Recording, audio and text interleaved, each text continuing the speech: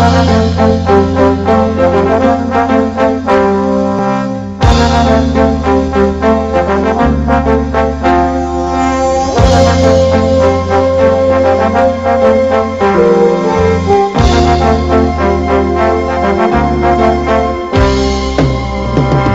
I'm Tracy, and welcome to this program on time management. There's probably no skill that's more closely correlated with success and achievement in every part of your life than the ability to manage your time well. It'll bring you to the attention of your superiors faster. It'll help you to get more done in a shorter period of time. It'll make you feel better about yourself. It'll lead to faster promotions, higher status, greater pay, and everything. And in the time that we have together, I'm going to share with you some of the methods, techniques, and ideas used by the most superior time managers, men and women in every area of endeavor in America. Time management is essential to your health as well. Not just your productivity, but you only feel good about yourself to the degree to which you feel you're in control of your time and your life. In fact, the major reason for stress in America is a feeling of being out of control, a feeling of having too much to do and too little time to do it in.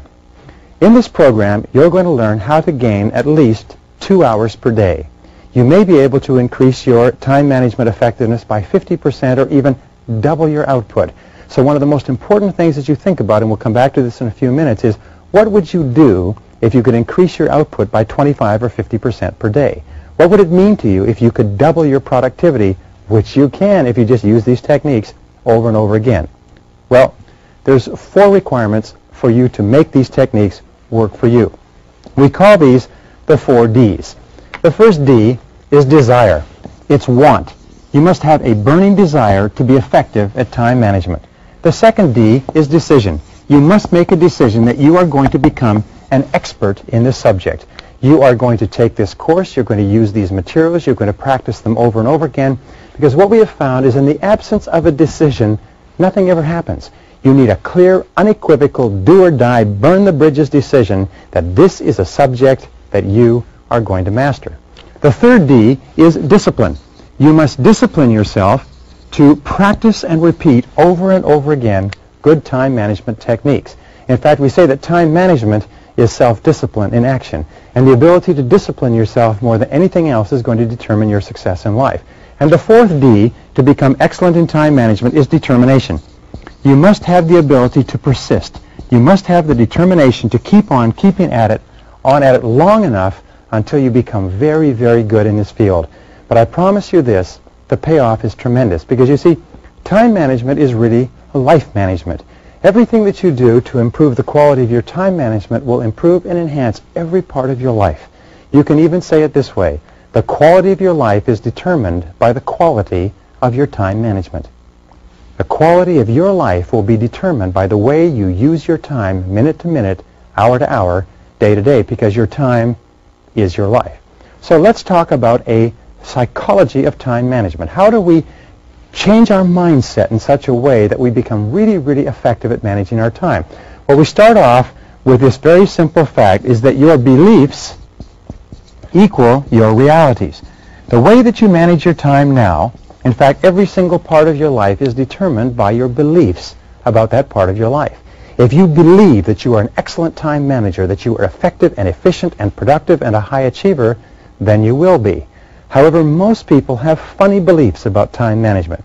Sometimes they believe they're good at it when they're not, but mostly they believe that if you manage your time too well, you are not as spontaneous or as natural as normal. The fact of the matter is, the better you manage your time, the more you can be completely spontaneous and free. So the starting point of a psychology of time management is, number 1, is to recognize that your time equals your money, and your time and money equals your life. That when we're talking about here is life management, but we're also talking about money management. You notice that you can exchange time for money, and you can also pay money in order to buy time. But both time and money combined equal life or happiness. When we talk about time management, what we're talking about is having enough time so that we can be happier in every aspect of our life. We can be happier at our work, we can have more time for our relationships, more time for our health, more time for personal and professional development, more time for emotional and spiritual growth, and so on. So therefore, when you begin to look upon time, when your belief begins to shift so that you see time as the fundamental resource of life, then your attitude toward the way you use your time begins to change. Now, the second key in the psychology of time management is your self-image. Now, what do we know about self-image? We know that the way you see yourself, your inner mirror, determines your external performance. The way you see yourself, and we have a phenomenon called self-image modification. What does that mean? It means that if you continue to see yourself and think of yourself as an excellent time manager, your external performance begins to change and you begin to use your time more effectively. How do you change your self-image? Well, one of the ways is by questioning and changing your self-ideal. You see, our self-image is largely formed by the people that we admire and look up to, whether we know them personally or read about them or something else. So a good question is, in terms of time management, who do you most admire and respect? Who would you most like to be like? Who do you feel is really well organized and very productive and gets a lot done? What you do is you begin using that person as your ideal and patterning your behavior after the most effective time manager that you know, and surprise, surprise, your own time management starts to get better. And this brings us to the most important part of the human psyche, which is your self-esteem. Now, your self-esteem has been defined many ways, but your self-esteem is largely how much you like yourself, how much you respect yourself, how much you value yourself. And what we've determined is that underlying self-esteem is what is called self-efficacy. Self-efficacy means that you like yourself to the degree to which you feel you are effective at performing what's important to you. So every single act of time management where you feel more effective and more capable and more competent causes your self-esteem to go up. It causes you to like yourself more and makes you more effective, better, more personable, more relaxed, happier in every part of your life. So, again, the fourth key in the psychology of time management is to see yourself as a poor time manager. To start off with and say, imagine for right now that I am a poor time manager, that I'm not particularly good. And the reason for this is simply this. Many people, if they are convinced they already know something, make no effort to learn it. But if they're convinced that they don't know it and that there's an enormous amount to learn, they become hungry for knowledge. So imagine that you don't know very much about time management. Don't make the mistake that the unconscious incompetent does. This is the person who does not know and does not know that they do not know. This is a person who falls into the intelligence trap of the low performer. They convince themselves that they don't need to learn anything and they can't be taught anything. This is the truly hopeless case. So imagine you're a terrible time manager and that everything you're about to learn is vitally important to your success and your promotion. Number 5 key in the psychology is look upon time management as a vehicle. Time management is a vehicle. It's a tool. It gets you from where you are now in your life to where you want to go in the future. Do you want to increase your income? Do you want to increase your level of performance and output? Do you want to increase the quality of your life, your position, your status? Time management is how you get there. Remember, time management is life management. It's the way you use your time in your life that will determine where you are now, where you'll be in a week, a month, a year, where you'll end up. So look upon it as a vehicle. Look upon it as a calculator or a computer that you can learn to operate in order to get yourself to where you want to go faster and more efficiently. Number 6 is imagine that you can gain 2 hours per day. 2 hours per day will translate into roughly 10 hours per week, and 10 hours per week will translate roughly into about 500 hours per annum. Ask yourself what you would do with a 25% increase in your productivity and performance. What would you do with the time? You see, what we know is the more you are clear about how you would use the time you would save, the more likely it is that you will engage in the activities that allow you to save the time. What would you do with a 25% increase in your time? Some people write books. Some people dramatically increase their performance and their output in their chosen career. Some people are more effective in other things that they do. So first of all, decide why you want the time, and the more you want the time, the more intense your desire to get that time, the more likely it is that you'll learn the skills. Number 7, the key to your rewards in life, both tangible and intangible, is the level of your service. You will always be paid in direct proportion to the value of your service to other people. So one of the very smartest things you can do is to always think in terms of how you can increase the value of your service. Because if you increase the value of your service, you'll increase everything else.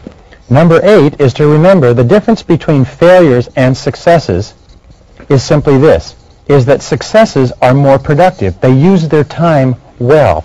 Failures work the same number of hours and sometimes even more hours, but you know what happens?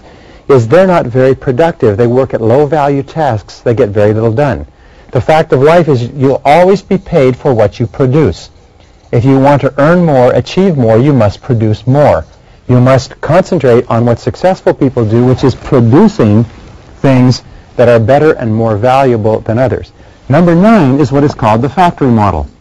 Now, the factory model simply says that a factory has 3 parts. It has inputs, it has activities, and it has outputs. And your job is to produce outputs. You will always be paid for the quality plus the quantity of your outputs. And one of the most important questions to ask yourself all the time is, what outputs have I been hired to accomplish? The great majority of people get tied up in activities, and they spend all of their days engaging in activities, but they lose sight of the outputs. The most productive people in America are intensely focused on outputs. Number 10 is that the key to motivation, to feeling terrific about yourself, to having high energy, to having high self-esteem, to have a positive mental attitude, is achievement. It goes back to self-efficacy, but whenever you achieve something important, your motivation goes up. Now, what does this mean? It means working on low-value tasks, even if you complete them, gives you no bang for the buck. You only get motivation, you only get excitement and enthusiasm when you complete a high-value task. Think in terms of high value, because the psychological impact can be tremendous. Your most positive people are those who are producing and achieving at high levels. Remember that time management is a skill. It's a skill like anything else, which is learnable. Just like you learned how to ride a bicycle or operate a computer or work a calculator or do mathematics, you can learn a time management skill by practice and repetition over and over again, and it'll serve you all the days of your life. By the way, one of the very best uses of time is to develop a skill that enables you to save time for months and even years. Number 12 is new habits of time management or anything else take about 21 days. So make the decision that you're not going to try to change the whole world, but as you go through this program, you're going to pick one time management habit at a time, and you're going to work on that until you have locked it in, and then another, and then another. So when you launch a new habit, launch strongly. Never allow exceptions. Keep at it over and over again until it's locked in, until you feel uncomfortable if you don't do it. Number 13 is to remember this, is that time management is your key to the future. It's your key to the future. Everything that you ever will be is determined by your ability to manage your time. Everything that you could ever want or dream of in life is going to be determined by how you utilize your time between now and there. Number 14, remember that time management, as we said before, is a discipline. Time management is a series of habits that require repetition and practice, and the ability to manage your time is a measure of self-control, self-mastery, self-discipline. It's a measure of your overall character. Every single act of self-discipline in managing your time better increases your ability to discipline yourself in every other area. Every single time management skill that you learn increases your ability to use other time management skills.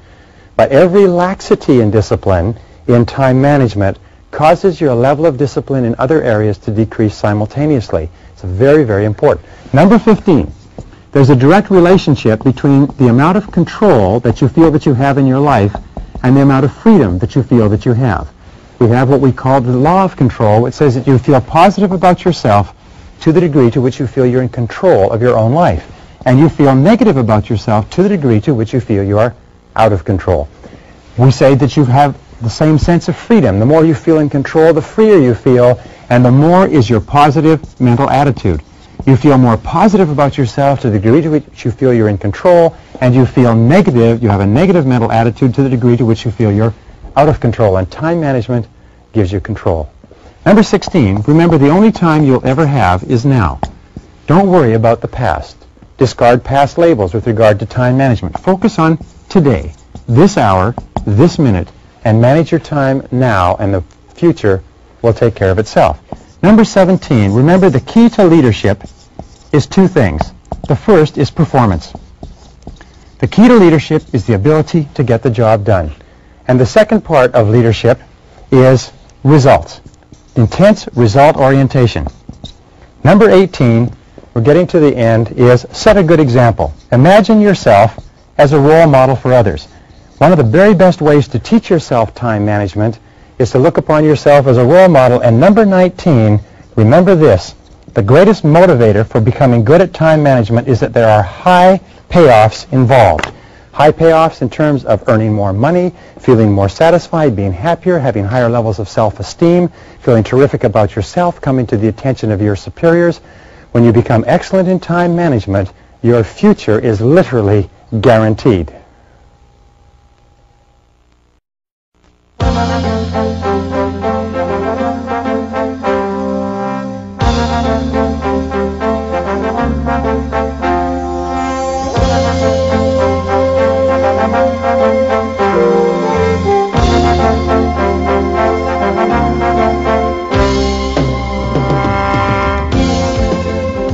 Your job is to become an expert at time management.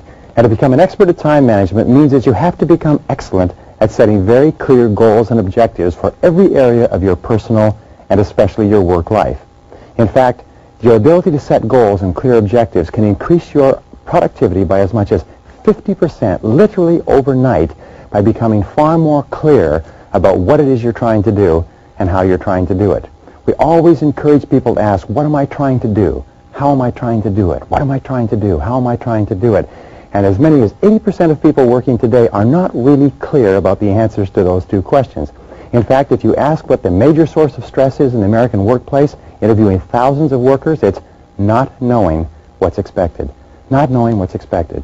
So your ability to set very clear goals and objectives for your work is going to have more of an effect on what you produce than anything you can imagine. In fact, the very worst waste of time is to do very well what need not be done at all. So we talk about goals and objectives. We start off with what we call MBO, or management by objectives. Now, management by objectives means that you keep yourself on track by working consistently toward accomplishing very clear, specific objectives that are fundamental to your success in your work and in your personal life. We start off by personal MBO, and we encourage you to set goals in 3 critical areas of your life. The 3 critical areas are, first of all, you need goals in your personal areas, your personal and family. These are your reasons why. Why are you doing what you're doing? Why are you working at what you're working? What's the purpose of your life? People who are the most productive in their work lives are perfectly clear about why they're doing what they do. Now, the second part of your goals, or the second type of goals, are what we call your career and your financial goals. And these are what we call the how. These are how you get from where you are to where you want to be. These are how you achieve what you want to accomplish. And the third type of goals that you have to set are your personal and professional development goals. These personal and professional development goals are the what. By learning the what, you learn how to do the how, and the how enables you to have the why. So when we talk about management by objectives, there are 4 keys to management by objectives. For anything that you have to do, here's the 4. First is definition. What is it that you're trying to accomplish? What is it that you're trying to accomplish? Be very clear and be clear on paper. Number 2 is a clear measure. How are you going to know that you've accomplished it? If you're setting objectives with someone else, or someone else is setting objectives with you, be very adamant. If you take a job, say, what do I have to do in order to get a raise, in order to get paid more money? The third is a plan. How are you going to get from where you are to where you want to go? And the fourth is very simple. What is your schedule? What is your timeline? Every goal must be time-bounded. Now, this brings us back to what we call your major definite purpose. Your major definite purpose is your most important number 1 goal. So in setting your life and organizing your life to manage by objectives, we say, first of all, ask yourself, what would I want to be, have, or do in every area of my life if I had unlimited time, unlimited money, unlimited resources? Create for yourself a dream list. Write down everything that you would want to be or have or do in the next 5 or 10 or 15, 20 years, or in your whole life. Then take and go over that list and say, what one great thing would I dare to dream if I knew I could not fail? What one great thing would I want to accomplish if I knew I could not fail? And make that your major definite purpose. Once you have a clear sense of your objectives and your goals and what are most important, then you can sit down, begin to organize your life, and your productivity is going to go up dramatically. In fact, we say, if we take number 2, we say that the key to life is goal setting, because goal setting is the master skill. Goal setting is the master skill. Your ability to set goals and to make written plans for their accomplishment is more important to you than any other single skill. An average person with very clear goals and plans is going to supersede and do far better than a superior person who doesn't have them. My wife has a SureShot camera. Now, a SureShot camera is beautiful in that it is calibrated so that when you aim it at something, it focuses automatically. A friend of mine who's a professional photographer and wins international prizes has a $10,000 Hasselblad. Yet my wife can take better photographs than my friend all day, every day, if my friend is not allowed to do just one thing, and that is to focus. So you find that a person who can focus with average capabilities is far more effective than a person who cannot focus, who has superior capabilities. Your ability to write out your goals and make plans for their accomplishment is the master skill of success. Now, the third key is to ask this question: why are you on the payroll? With regard to your work, why are you on the payroll? Why? What have you been hired to accomplish? If you were to go to your boss, if you were to look at your job description, if you were to look at what you are expected to accomplish every single day, why are you on the payroll? It's the fundamental question of success in the world of work. Once you answer this question, another way of asking the same question is, what are your key result areas? You have been hired to achieve a variety of results. What are your key result areas? The ability to clearly establish key result areas is to look at all the things that you have to do and pick your number one key result area, your number two key result area, and so on, is the essence of high performance. So what are your key result areas? Why have you been hired? What are you on the payroll for? What can you and only you do that, if done really well, will make a real difference? Now, number 5 is, what are your core functions? Again, a part of managing by objectives and setting goals is to clearly define your core functions. Your core functions are the functions upon which everything else you do depends.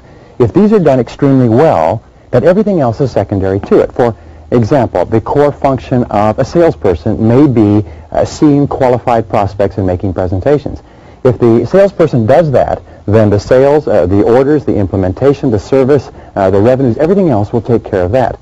So ask yourself, what are my core functions? Because the natural tendency of most people is to focus on ancillary functions and become very busy engaged in activities and lose sight of their goals. And one of the most common mistakes of mankind is to forget what you originally started out to do and get sidetracked into other things of lesser importance. Now, the 6th thing is to ask yourself, what are your output responsibilities? What are your output responsibilities? What does that mean? That means, what outputs has your personal factory been put on the payroll to produce? What are the outputs that are expected of you? There are 4 ways that you define an output. The first is that it is under your control. An output is something that you can do, that you don't need anybody else's permission for, but you control the job totally. If you don't do it, it's not done. A second way that you can define an output is that it becomes an input for someone else. Every output is a completed job. We call this a completed staff function. In other words, when it's done, it goes from you to someone else, and someone else has to use it as part of their work or their life. The output of a factory may be a finished product. The output of a lawyer may be a completed brief. The output of an accountant may be a financial statement, and so on. The third is that an output is measurable. An objective third party can tell whether or not it has been accomplished. Someone can come along and say, yes, it's done, or no, it hasn't been done. So how would you measure your output responsibilities? And number 4, critically important, your success or lack of success in your work and your career is determined by the quality and quantity of your outputs. So we are on the payroll in every case to produce outputs that are under our control, that are measurable, that become an input for someone else, and which determine our success. Remember, we are not on the payroll to perform activities, to socialize, to get along, but to get the job done and to produce the most important key result areas. But the next question that you have to ask, question number 7, is, who are your customers? You see, we are all in the business of customer satisfaction. Robert W. Service said that everybody makes their living by selling something to someone. So who are your customers? And who do you have to satisfy in order to be promoted? You see, your customers are the people who determine your success or failure in your career. Sam Walton was once asked by a journalist, wasn't it nice to be at the top of your corporation and not to have to worry about pleasing anybody else? And you know what he said? He said, you're wrong. He said, I have to please my customers every single day. He said, and there comes one walking through the door right now. And he pointed to someone walking through the door of a Walmart store. He said, that's the person I work for. That's my boss. That's the customer, the satisfaction of whom determines everything that happens to me. Now, principle number 8 is what do we call a 6-step method of setting goals. And it's very, very simple, but it's simply this. Step number 1 is to write out all the goals you can think of. What are all the things that you want to do? Step number 2 is to set priorities. Of all these goals, which are most important? Step number 3 is to write out and create plans for accomplishing your most important goals. Step number 4 is to set priorities on your plans and activities. Step number 5 is to schedule your plans, decide what you're going to do and when, and step number 6 is to implement, is to get busy. Now, this seems very simple, but the very act of doing this can change your whole life and your whole career. Every single person needs a series of goals. You need 10-year goals. You need 5-year goals. You need 3-year goals. You need 1-year goals, and you need 6-month goals. You even need lifetime goals. You need goals that organize every part of your life. One of the great exercises in life is to write your own obituary and ask yourself where you want to be in 3, 5, 10 years, or what do you want to be read over your grave? What kind of a person do you want to become? Sometimes people say, well, I can't set goals like this because they're too big or they're too challenging or they're too impossible. But here's the question. Is what one great thing would you dare to dream if you knew you could not fail? There are no such thing as unrealistic goals, only unrealistic time frames. Now, number 10 is ask yourself, what are the obstacles that stand between you and your goals? What are the obstacles that stand between you and your goals? What is stopping you from getting from where you are to where you want to go? And what is the number 1 obstacle? What is the biggest single obstacle, and what could you do starting today to remove it? Number 11 is what people do you need to work with to achieve your goal? Whose cooperation do you require in order to accomplish your goal, and what's in it for them? Who are the most important people? The members of your family, the members of your company, the people you work with, your boss, and so on. But who are the people whose cooperation you require? And the 12th question is, what additional knowledge do you require in order to achieve your goal? What knowledge, what skills, what information, and what is the number 1 knowledge, skills, and information that you require in order to get from where you are to where you want to go? So this is it. Decide what you want. Decide the obstacle stopping you from getting it. Decide the people whose help you require. Decide the additional knowledge you need, and then schedule and implement. Number 13 is ask yourself, what is the limiting step between you and your goal? The limiting step also becomes a goal because this is what determines the speed at which you achieve your goal. This is the choke point. This is the critical factor that is the bottleneck between you and wherever it is you want to go. So what is your limiting step between where you are and where you want to be? Number 14 is the need for clarity. Now, here's an important point, is the more clear you are about your goals and objectives, the easier it is for you to accomplish them. The more clear you are about what you want, the more clear your mental pictures of reality, the more likely it is that you will move step by step from where you are to where you want to go. Clarity enables you to visualize. And we know that all really successful men and women are capable of seeing the goal clearly in their mind before they realize it. The more time that you spend writing out your goal or your objective and clearly describing it, especially describing what it will look like when it's complete, the more likely it is that you will achieve it. All of our exercises, our exercise of dreaming big dreams, writing down all your goals, going through and setting priorities on the goals, making plans, setting priorities on the plans, scheduling, implementing, and so on, are all part of helping you see with crystal clarity what you're trying to accomplish. Asking questions every single day. Why am I on the payroll? What have I been hired to accomplish? What are my key result areas? What are your key result areas? What have you been hired to accomplish? If you could only do one thing in your job each day, what one thing would make the greatest contribution to your company? If you could only make one contribution or perform in one area, performance in what one single area would contribute the most to your career? Number 15 is to dream big dreams. Dream big dreams. All men and women who are really successful have gotten into the habit of dreaming big dreams and then make them come true. Make them come true. You see, the dreamers are the movers and shakers. They're the lotus eaters. They're the men and women who have made everything happen. So have big dreams for yourself. Dream about becoming a big success. Dream about moving to the top of your field. Dream about being the very best. Dream about being excellent in your chosen field. And finally, the final point on goals is this, is to write and rewrite your goals every day. Every single day, write a clear statement of what it is you want to accomplish, where you want to go, what you want to do. If someone were to wake you up at 3 o'clock in the morning and say, what do you want to do with your life? What are your major goals? What's your major definite purpose? You should be able to tell them just like that. This is what I want to accomplish and when I want to accomplish it and how I'll measure it and how it will be done. So write and rewrite your goals every morning. Review those goals at the end of every day. Plan and organize your time every minute. And develop within yourself the goal-setting master skill of success.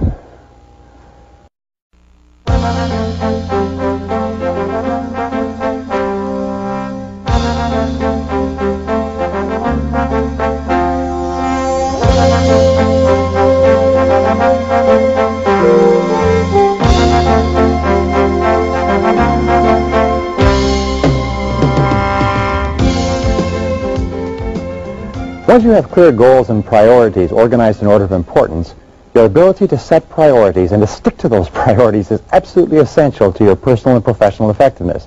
In this session, we're going to talk about the key ideas and rules that you can use in order to set priorities and to get more done.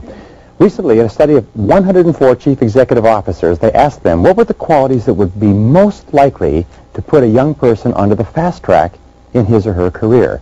And the number one quality agreed to by more than 85% of the executives was the ability to set priorities, the ability to select the relevant from the irrelevant. And I've discussed this with thousands of managers over time, and you know what I found out is they all say the same thing. The biggest source of frustration is people who are not working on the most important use of their time. So let's talk about some of the keys to setting priorities. Key number one is what is called the 80-20 rule. Now everybody's heard about the 80-20 rule. It's called the Pareto principle. It was developed by an Italian economist named Vilfredo Pareto in 1895, and what he discovered is over a large enough number of samples that 20% of what you do accounts for 80% of your results. 20% of your customers account for 80% of your sales. 20% of your products account for 80% of your profits. 20% of your transactions require 80% of the time involved. So the 80-20 rule says to Pareto everything, is to always be looking at what you have to do and say, what are the 20% of the things that I do that are most important to my success, both in the short term and in the long term? Look at your whole company. Look at all of your activities. What are the 20% of the things that you do that give you the greatest bang for the buck? Now, the second key to setting priorities is to distinguish between the urgent and the important. Now, this is one of the most important of all concepts, and it simply says this, is that there are 4 different types of things that you do on a daily basis, and you can divide them into 4 quadrants. If you take these 4 quadrants, you find that there are things that are urgent and things that are not urgent, and there are things that are important and things that are not important. Now, the first quadrant is quadrant 1. These are the things that are both urgent and important. Telephones ringing, people coming in, mail, temporary crisis, problems, interruptions, and so on. Most people spend most of their time working in the area of the urgent and apparently immediately important. The second quadrant are the things that are important but not urgent. The third area are the things that are urgent but not important. For instance, somebody calling you, but it's not a particularly important thing. And the fourth area are the things that are neither urgent nor important. What is it that the average person does and that you have to get free of? Well, they work in quadrant number 1 all the time because these are pressing. When they get caught up with quadrant number 1, they drop to quadrant number 3, and they do what is urgent but not important. If they get caught up with quadrant number 3, they relax and pay themselves off by doing things in quadrant number 4, things that are neither urgent nor important. However, it is in working more in quadrant 2, doing the things that are important to your career and to your life, but which are not particularly urgent, that you can increase your effectiveness dramatically. These are working on your personal and professional skills, spending time with your family, working on long-term reports, upgrading your abilities, and so on. The things that are important but not urgent are the most vital things to your long-term future. So a critical part of setting priorities is to ask yourself, what are the important things that I have to do but which are not urgent? Because remember this, important but not urgent will eventually be very urgent, and sometimes it will be too late. The third key to setting priorities is to ask yourself, what are your personal values? One of the things that we know is you always have to be working at goals that are congruent with your values. So when we talked about goals, we talked about what are your most important goals. With regard to values and priorities, you have to say, what is most important to me? What do I believe in? What do I stand for? Why am I doing what I'm doing? And you'll find that high performance comes when your goals and your values are congruent, and low performance comes when your goals and your values clash with each other, when you're working at something that is inconsistent with what is really important. And this brings us to number 4 key in priorities. What are your unique strengths? Again, when we look at the most effective men and women in our society, we find that every one of them has taken the time to think through what they are particularly good at. What are you particularly good at? What are the strengths and abilities that have led to your success in life to date? What is it that you do easy that comes difficult to other people? What are you especially good at doing? Leaders are those who deploy themselves carefully, and they only work in areas where they can employ their unique strengths to their highest levels of excellence and distinction. So question number 5 is, looking around you, what are you better at than other people? Of all the things you do, what are you better at? What are you really good at doing? Where do you make a significant contribution in your work? And where could you become better in order to make an even greater contribution to accelerate your career even faster? Now, number 6 is what we call your area of mastery. You have to ask yourself this: what is it that you can become really outstanding doing? One of the things we know is that high-performing men and women are very, very good at one or a few things, and they do more and more of those, and mastery, competence, leads to high productivity. What is a top priority with regard to the spending of your time? I'll tell you what it is. It's spending time becoming better at the things that are most important that you do. Spending time learning how to be really, really good at the critical things you do can lead to payoffs that are absolutely extraordinary. Remember, the top 1 or 2 or 3% earn 5 or 10 or 20 times the average because they're very, very good at a couple of things. So one of the ways that you set priorities, saying, what could I become really good at? Number 7 is ask, what are your high-value activities?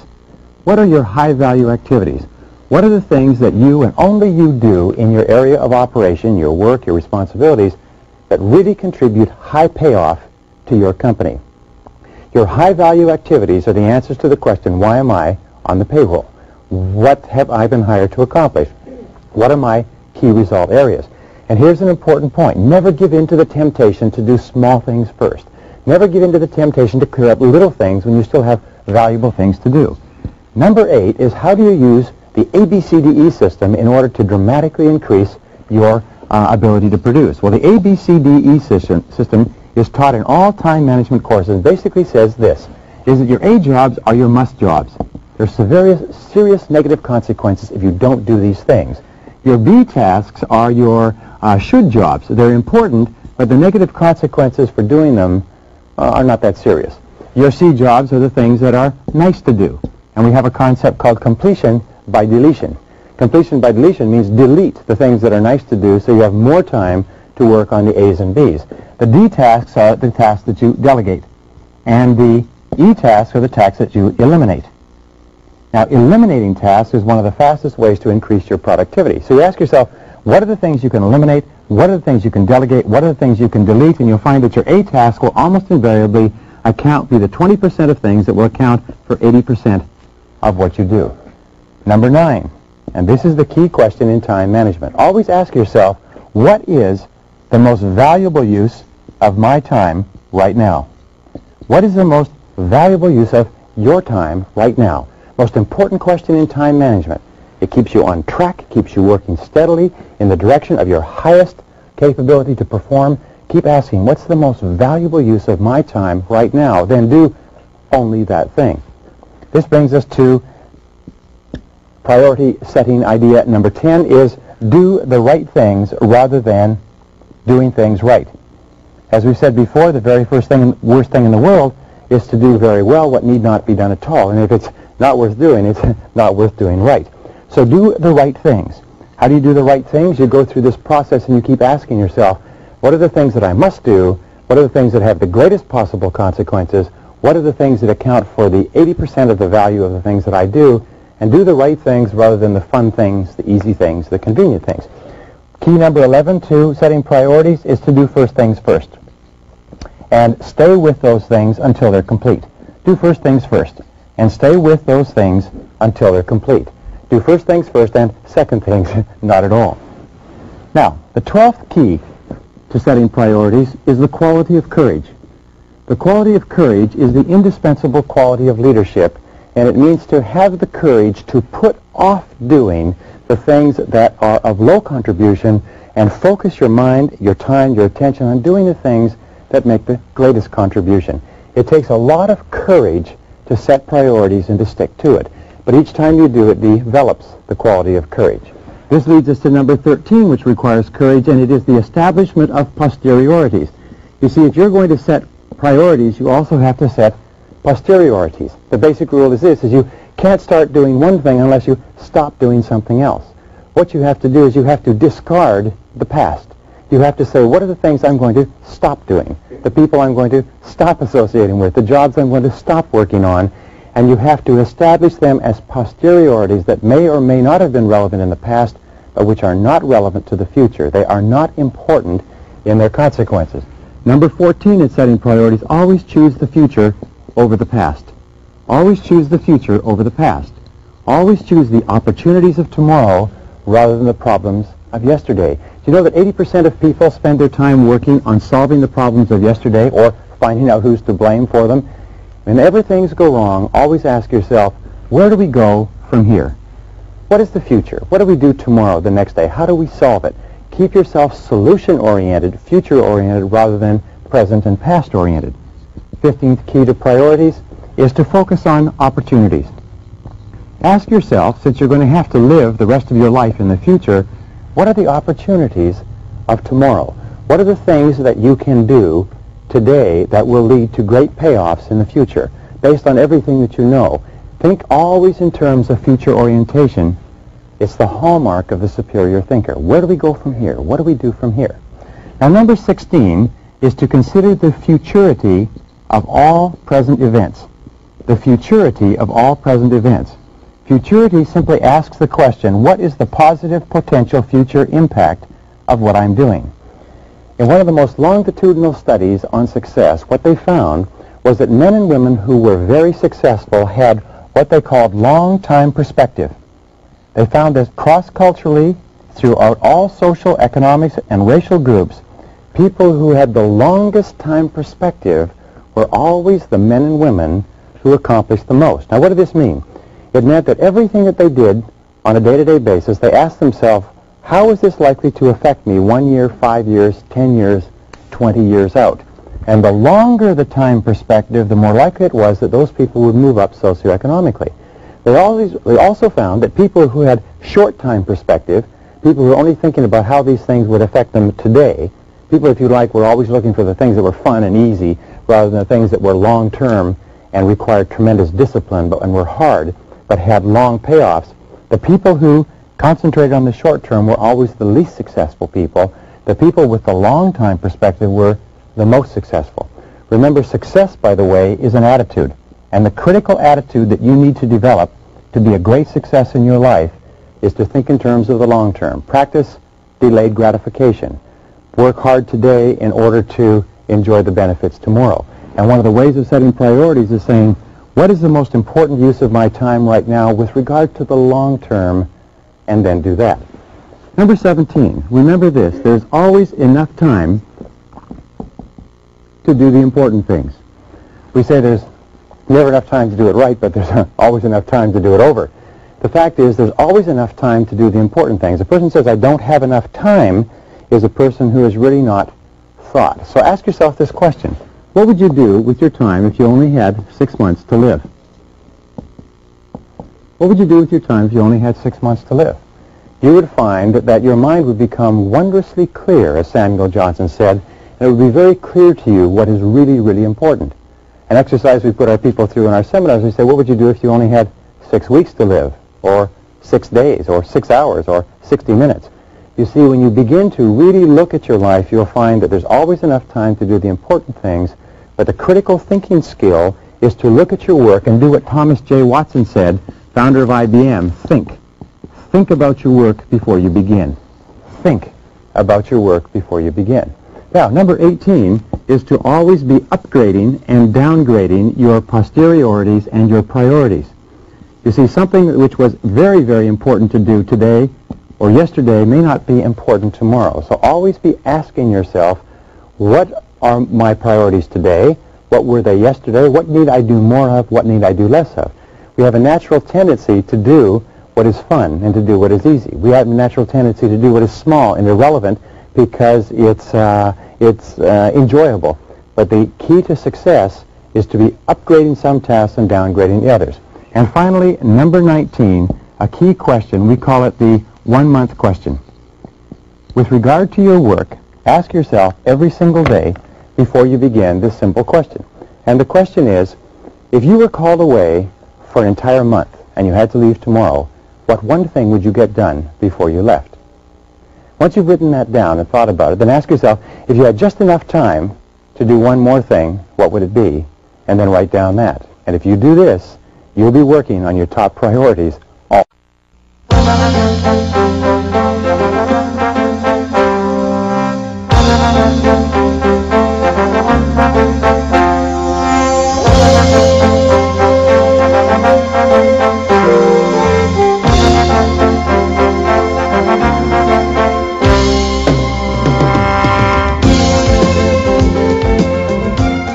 It's been said that action without thinking and planning is the cause of every failure.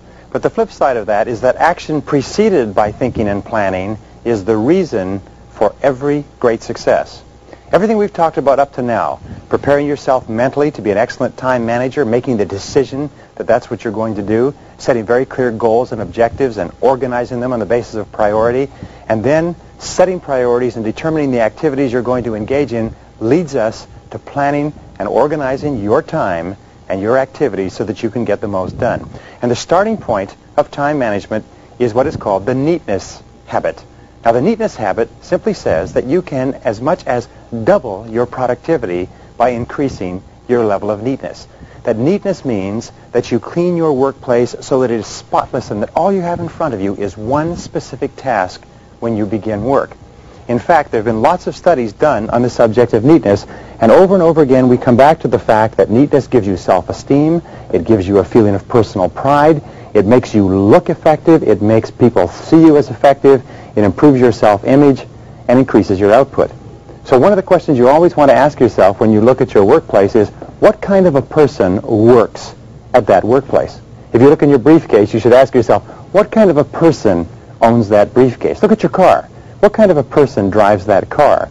Because the things around you correspond exactly to the state of your mind. You know what we have found is that a cluttered desk equals a cluttered mind. A cluttered desk, a cluttered purse, a cluttered car equals a cluttered mind. So the starting point of planning and organizing is to get really neat. Neatness is the key. It's the core personal productivity habit. Now, sometimes people say, ho, ho, ho. They say, well, I know where everything is. Do you know what we have found? We have found that the person is spending so much of their mental capacity keeping what is lost organized and remembering where everything is that they don't have as much of their mental capacity available to do the work that they're paid for. And if they're productive working in a messy environment, think how much more productive they would be working in a neat environment. Now, here was the second point. Is in a recent study, 50 out of 52 senior executives said they would not promote a person with a messy desk or a messy work environment. They said that they would not even give that person important responsibilities because they would not trust the person to do the job well. In fact, the tendency to work in a messy work environment can actually sabotage your profession because it holds you back from getting the opportunities that you need to be really successful. So, here is a rule. The rule in personal neatness is when you're done, put it away. Whenever you're done with anything, put it away. I have worked with Swiss chefs who've been trained in the Swiss cooking school in Geneva, and one of the things that they do is before they cook, they bring out every single thing that they need, they use it, and they put every single thing away in sequence. when you work, you will find that good craftsmen, really effective and efficient people, do it and they put it away. We say to our children, complete your transactions. Whatever you start, finish and put it away. Our children, by the way, go to a school called Montessori. Montessori builds children so they come out with tremendous levels of self-esteem and self-confidence, and their key is this, is from the age of 3, they have them engage in tasks where they start it, do it, and put it away. Start it and do it and put it away. Now, each time you finish a task and put it away, do you know what you feel like? You feel like a winner. When you feel like a winner, it excites you and enthuses you and wants you to, and gets you wanting to do even more. So putting your tasks away is a powerful way to pump up your own self-esteem. The rule is, when you've completed it, do it away. Put it away. Number 4 is, whatever task you're working on, handle it only once. Handle it only once. This is one of the most powerful of time management tools. It means if you're going to pick up a piece of paper of any kind, do something with it. If you cannot act on the piece of paper or complete it, at least do something with it which moves it along one stage in the work process. Many studies show that the average executive picks up an important piece of paper as many as 5 times before he or she acts on it. Do you know what that means? It means that you increase the amount of time necessary to deal with a piece of paper by as much as 500% by simply avoiding dealing with it when you pick it up the first time. So here's a very simple, powerful system that's been developed with regard to papers, and it's called the TRAF system. The TRAF system has 4 letters, T-R-A-F. T stands for toss. Put it in a wastebasket. Tossing is one of the most powerful things that you can do. Ask yourself, what would happen if I couldn't find this piece of paper again? Do I really need this piece of paper? Does it need to be filed? Am I going to examine it or read it? Do you know what one of the biggest problems in the American workplace is today? It's called pile-itis. Pile-itis means we keep piling up things that we think that we're going to read or use sometime and we never do. So use your wastebasket generously. Here's your basic rule. When in doubt, toss it out. Now, number 3 is refer. Refer it or delegate it to someone else. If it's not your job, or you can give it to someone else or pass it on to someone else, by all means pass it on to them rather than sitting and thinking about it yourself. Peter Drucker says that the average person has to delegate everything that is possible so that you'll have enough time to do the 1 or 2 things that make a big difference. The 3rd letter is A, is action. Now, if you're going to take action on it, have what is called an action file. An action file is, in my estimation, a red file. I use that. And these are things that you're going to work on, but perhaps you can't work on them now, so you move it along one step by putting it in your action file for work later. And the 4th step is file. Now here's the critical rule. Only 80% of everything that is filed is never used again. It's never called for again, and it's never required again. So again, ask yourself, before you assign that and create work for someone else, in filing something, by all means say, are we ever going to need this again? If we're not going to need it again, throw it away. Ask yourself another question. If we really needed this, it was a terrible emergency, could we get it back again? Could we call somebody? Could we pick it up? And if you could, throw it away. 80% of what you file will never be seen again. Now, number 6 in planning and organizing is preparation. Before you begin to work, have everything that you need. Have everything at hand. Again, look upon yourself as a craftsman or a craftswoman, and what you'll find is the very best workers prepare everything. They have their pens, their papers, their calculators, their details, their files. Everything they need is at hand so that they can sit down and they can work without getting up. Your poor workers, by the way, are always having to get up and get something and come back, and get up and get something and come back, and then they get distracted, and then they get diverted, then they do something else, and they get very little done. Remember, there's a one-to-one relationship between what you produce, your outputs, and what you get paid, and how good you feel about yourself. So prepare everything before you begin. Now, the 7th key is have time management tools. Now, there are specific time management tools that everybody needs to have. The first time management tool is what is called a master list. Now, you can create a master list just by buying a spiral notebook. You buy a spiral notebook, and every single thing you can ever think to write, to do, you write down in that spiral notebook, and you keep this as a catch-all system so that when you have other time, you take it out of the master list and you delegate it to specific days. The second thing that you need is a calendar. You need to be able to organize your time. And the third thing you need tied into the calendar and the master list is a daily list. Now, your daily list is actually your blueprint for the day. Your daily list is what tells you what you're going to do from the beginning of the day to the end of the day, and your daily list is tied into your goals, to your major priorities, and is what you do your A, B, C, D, E's, and your 80-20s on. So a daily list is the foundation or the blueprint for your productivity during the course of the day. Now, here's the rule with regard to the daily list. First of all, never work without a daily list. Second of all, prepare your daily list the night before so that your subconscious can work on it the night before, during the night while you're asleep. Now, the 8th key here is the 45-file system. So you'll never forget anything again. The 45-file system says get yourself 45 hanging files. Hanging files have 31 files, which equal days of the month. They have another 12 files, which equal months of the year, and there is another 2 files, which equal years. This equals a total of 45 files. Then what you do is you have something coming up in a few months, very simple. You simply stick it into that month. When that month comes, you take it, you divide it up into days. If it's 2 years ahead, you divide it into years, and you'll never forget another task. Now, number 9, key to success is work nonstop. Once you get started, work nonstop. Put your head down and say, I will work now, and put your head down and keep on working until you get it done. You can set yourself, as we say, little rewards. Give yourself a reward for completing the task. Train yourself like a Pavlovian dog, and avoid the tendency, by the way, to fall into what is called Parkinson's law, where that work expands to fill the time allotted for it. You concentrate on getting the work done in a smaller period of time rather than allowing the work to expand like an accordion to fill the time that you have necessary. Number 10 key to planning and organizing.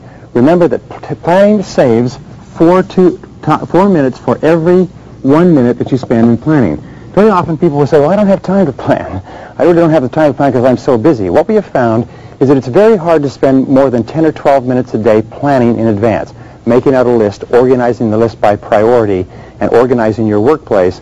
But for every minute that you invest in planning, you'll save 4 in execution. Sometimes you'll save 10 or 20 or 30, but what this means is you can get a 400% to 500% return on energy, return on your energy invested by planning.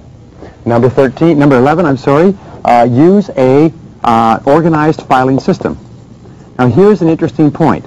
Many filing systems are so poor that it takes the average executive in the average company 30% of their time looking for lost files.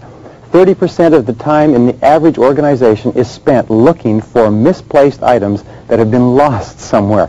So what you need is a filing system, and the simplest of all is an alphabetical, an ABC type of system, where every file is listed alphabetically, and second to that you need a Rolodex. If you're at home, you need the same little system. You can buy a Rolodex in any stationery store, and what this does, it shows you alphabetically where each file is. So therefore, when you create a file, you create a card in your Rolodex that tells you where you can find the file. The basic rule is the rule of 5. It says that you should be able to retrieve any file in your office, any piece of paper within 5 minutes, or you are suffering from malorganization. Number 12 is what is called prime time. Now, one of the keys to planning and organizing is prime time, and there's 2 types. There's both internal prime time and there's external prime time. Internal prime time is when you are at your best. Organize the most important things that you have to do in the course of a day when you feel the best, usually in the morning. But some people are best in the afternoon, some people are best in the evening. Some people work at the very best first thing in the morning at 5 or 6 a.m. So what is your internal prime time where you are the most productive? Second of all, ask what is the external prime time. This is where your customers, where your boss, where your staff are most accessible and available. If you're in sales, your external prime time is when you can see your customers. If you are in any particular profession where your customers are accustomed to seeing you at a certain time, this is your external prime time that you need to plan and organize your life around. But see if you can't coordinate both your internal and your external prime time. Number 13 idea is what is called your to-do list. Now, we talked about the daily list, and this is just a slight expansion on it, but what it says is this, is that people who work from lists are 25% more productive than people who do not work from lists. Never do anything without writing it down on your to-do list. If you're going to go shopping, make a list. If you're going to go to the office, make a list. The most productive time managers in America are inveterate list makers. Make it to the point where people make fun of you, but always be working from a to-do list. Never start work, even on your action file or anything else, without making a list first, organizing the list, and starting on the most important item in the list. Number 14 idea is what is called the 30% rule. The 30% rule is always allow yourself 30% more time than you expect for any task. You'll find that very productive people are not people who are in a panic or working very hard. They are people who have allowed themselves enough time to do the job and to do it right. Never plan your appointments back to back, one after another. Estimate how much time it will take you and then give yourself 30% more. You'll be amazed at how much more productive you are. Number 15, remember this, is that planning reduces stress. One of the greatest problems that we have in the workplace today is stress, and the primary reason is because we feel out of control of our work and out of control of our environment. Remember, the very best way to get yourself into control is to plan and organize your work in advance. The most effective and productive people are those who have the very best plans and are working the plans. And finally, number 18, remember this, practice makes perfect. Practice makes perfect. That even if you're not a particularly good planner now, planning is a skill that is very simple. It's sort of like a bicycle. Riding a bicycle or typing with a typewriter, you can make the decision if you desire. Remember the 4 Ds. If you really want it, if you make the decision, if you discipline yourself, and if you're determined enough, you can become absolutely excellent at practice, absolutely excellent at planning and organizing, and you can so dramatically increase your productivity and performance that today you cannot even imagine it. Give it a try.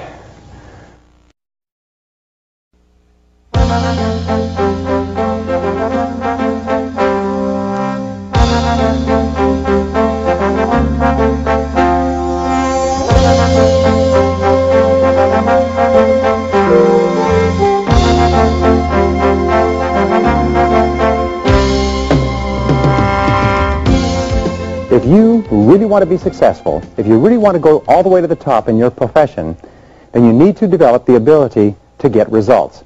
In every single study of high-performing men and women, we find that intense result orientation goes hand in hand with big payoffs in life. You see, it's not how much time you put in or the activities that you engage in or how sincere or how intelligent or competent or capable or anything else. It's only what you produce, the results that you get from the time that you put in, that counts in determining your rewards, not only your psychic rewards, how good you feel about yourself, but your financial rewards. You're always paid in direct proportion to the quality and the quantity of the results that you produce. So let's start off talking about getting things done with point number 1. Point number 1 is that your rewards in life will always equal your results. As we call this the law of sowing and reaping, the law of cause and effect, that the cause of everything that happens to you is your ability to get results, and these are your rewards. If you want to increase the quality and quantity of your rewards, you have to think all the time about increasing the quality and quantity of your results. Now, the second point is this, is that most people are very unproductive. Most people could not do a full day's work if their life depended upon it. In fact, every study that I've ever seen suggests that the average person works at only 50% of capacity. In fact, in most work environments, about 30% of all the work time is spent in socializing, gossiping, wasting time, talking, chit-chatting, hanging around the water fountain, reading the newspaper, drinking coffee, and so on. What does it mean to you? It means if the average person is working at 50% or less of capacity, there are tremendous opportunities for you, if you'll do some of the things that we talk about, to rapidly move ahead of other people. Now, the third key, and we talked about it last time, is that the starting point of high productivity, the starting point of getting things done, is the quality of neatness. The quality of neatness means that you start with a clean desk and you end with a clean desk. You start with a clean briefcase and you end with a clean briefcase. You take the time to make sure that your entire working environment looks neat and professional and productive and effective. Remember this, it's not just what you do, but it's the perception of other people of what you do that counts. I read a story by a self-made millionaire who said that he built 5 successful companies, and one of their critical rules was that every single person kept a clean desk. Now, the fourth key in getting things done is the importance of focus. Focus, which leads to clarity. Now, we talk about this over and over again. Focus means that you're absolutely clear about what you're trying to accomplish. Focus means that you're absolutely clear about your key result areas and why you're on the payroll. We say that fuzzy focus leads to fuzzy results. Clear focus leads to clear results. And this means that you take the time to think. You take the time to think through, why am I on the payroll? What have I been hired to accomplish? What are my key result areas? What are my core functions? What are the 20% of the things that I do that account for 80% of my results? And so on. So the starting point in getting things done is focus and clarity. I call this it's like adjusting the camera all the time, so you keep your focus very, very clear. The fifth key to high productivity is concentration.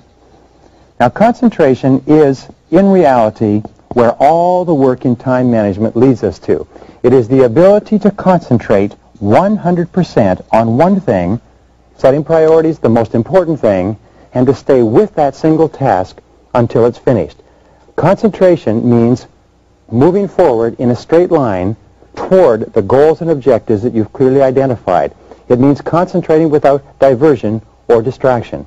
Focus and concentration. I believe in 25 years of research that the reasons for success and happiness in life are focus and concentration. The reasons for lack of success and unhappiness are lack of focus, lack of concentration. Which brings us to number 6, and that is task completion. Now, what we know about task completion is that not only is it the key to the future, not only is it the key to getting more and greater and better opportunities, but important task completion, doing something that's important to you and carrying it through and finishing it 100% at the end, is a source of energy, enthusiasm, and high self-esteem. Men and women who are working consistently on getting important things done and staying with it till they're complete are more positive, they're more optimistic, they're more self-confident, they have more belief in self-assurance in themselves, and they get more opportunities to complete more tasks. And here's the flip side, is completing low-priority tasks leads to stress. If you work and you get a lot of little things done, but they're not moving you toward the accomplishment of things that are really important to you, what happens is you just feel crummy as a result. So this brings us to number 7. Number 7 is the quality of perseverance. You need to persevere and persist single-mindedly toward the completion of your important task, because we say that the ability to concentrate is a discipline, and perseverance or persistence is self-discipline in action. You see, anybody can start off to do a job, but your ability to keep in there and keep slogging and stay with it and refuse to budge and keep moving is the critical factor of high performance. Principle number 8 in getting things done is remember that the average person, especially executives, pick up an important piece of paper or task as many as 5 times before they actually complete work on the task. What does this mean? It means that if you pick up the task and you focus single-mindedly on that and it's your most important and you concentrate on it till it's complete, you can give yourself a 500% savings in time or increase in productivity. This has been proven in study after study after study that the fastest way to increase your output is to pick up a task and to stay with that task instead of picking it up and coming back and picking it up and coming back and so on. Number 9 is the importance of developing a compulsion to closure. A compulsion to closure is a commitment before you begin that I will stay with this task until it's finished. You will put your head down and you will hammer and hammer and hammer until it's finished. And one of the ways to do this is to train yourself with a series of rewards. What we found over and over again is that really high-performing men and women are those who are capable of establishing a series of rewards for each milestone in the completion of a major task. And what they do is they trigger a conditioned response, almost like Pavlov's dog, where they fed them a piece of meat and the dog salivated and they rang a bell at the same time. And if they repeated this often enough, pretty soon when they rang the bell, the dog salivated. If you continue to set up a reward structure for yourself for the completion of small and large tasks, you know what happens? Is that you eventually salivate and get excited, motivated, and enthused when you're working on something that's important. Now, number 10 is to develop what is called an affirmation or a mental trick to keep yourself working. And the most powerful of all are the words, back to work. Whenever you find your attention drifting, say to yourself very strongly, back to work, back to work. Somebody comes in and wants to talk to you, you say to that person, I'm sorry, but I have to get back to work. and your boss comes in, you say, boss, I'd like to spend a lot of time talking, but I have to get back to work. Get to be known as the person, little Mr. or Mrs. Back to Work. Because the thing is, when you keep repeating back to work, back to work, back to work, you program those words into your subconscious mind, and they actually activate and push you forward and get you back into the job rather than diverting your attention to doing something that's fun and easy. Now, the 11th key to getting things done is terribly important. It's called chunks of time. Is to do important tasks, especially the important tasks which are not particularly urgent, the tasks that can contribute the very most to your long-term future, you need chunks of unbroken, sustained time. Any decision involving other people requires a lot of time in thought and discussion. Any proposal, any report, learning any critical subject, gathering information requires chunks of time, minimum of 60 to 90-minute chunks of time. Now, successful men and women are those who structure their days so that they get these chunks of time. And in my experience, let me give you 4 ideas that you can use.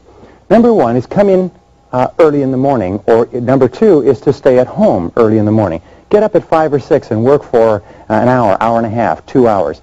Come in early before anybody else. Work at lunchtime. When everybody goes out for lunch, the office becomes quiet, close your door, put your head down, and work. People in my office and people in other offices will often take do not disturb signs and hang them on the wall or hang them on their doors, and what they will say is do not disturb, and they'll take a quiet time of an hour to 2 hours in the morning and perhaps also in the afternoon.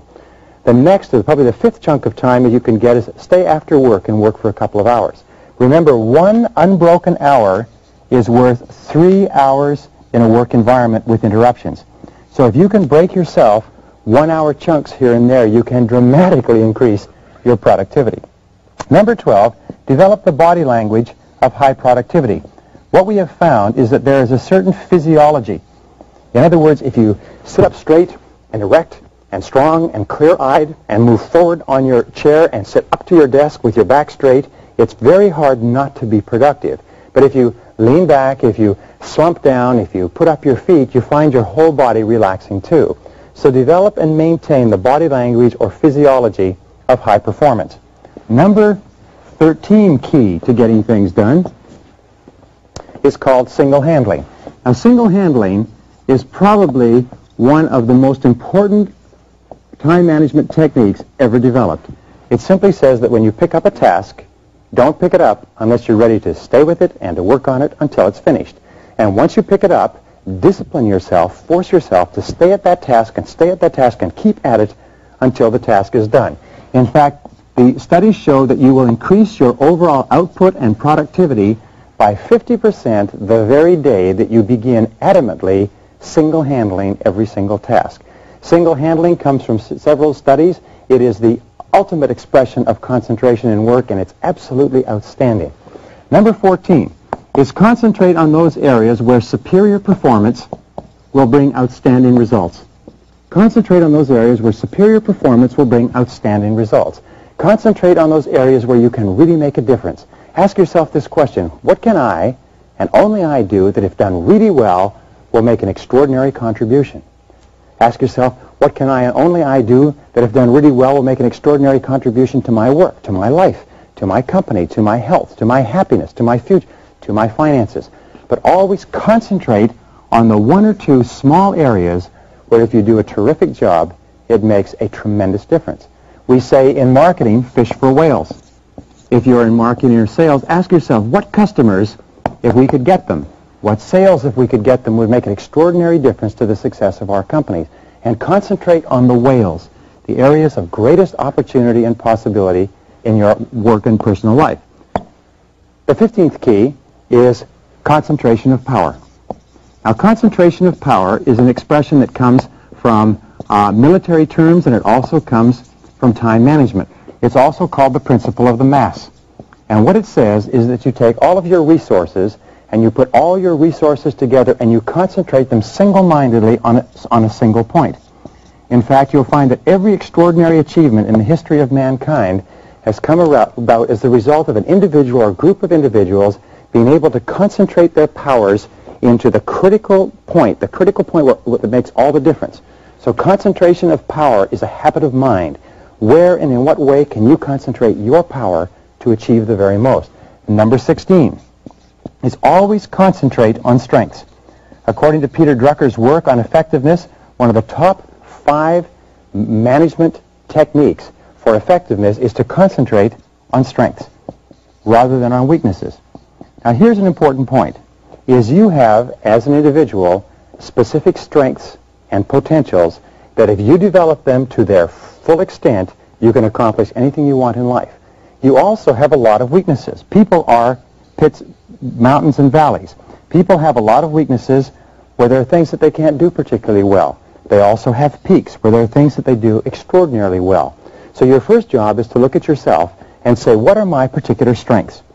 What are the strengths that I have where I can make the most significant contribution to my life? Then you ask, where can I make the most significant contribution to my company? Where can I make the most significant contribution to my family and to my long-term future? Then you say, what are the significant opportunities in my work environment? What are the significant opportunities for increasing revenues and decreasing costs? What are the significant strengths of other people? And how could those people be deployed usefully? There's a basic rule that says that a weakness is merely a strength inappropriately applied. Very often you're applying your strengths inappropriately too. Number 17 is set deadlines on everything that you have to do. Use deadlines as a forcing system. A forcing system is a way to push you from behind and internally to get the job done. And number 18 is to promise others. One of the ways that you can motivate yourself to concentrate single-mindedly on one thing at a time is once you've decided to do an important project and you've decided it's the most important of all projects, then write it down, make a plan for its accomplishment, and then promise the significant people in your life that you will have this job done on time by a certain day. You see, when you promise someone else, it sort of programs you subconsciously and impels you forward and makes you much more likely to concentrate and focus and become intensely result-oriented in everything you do.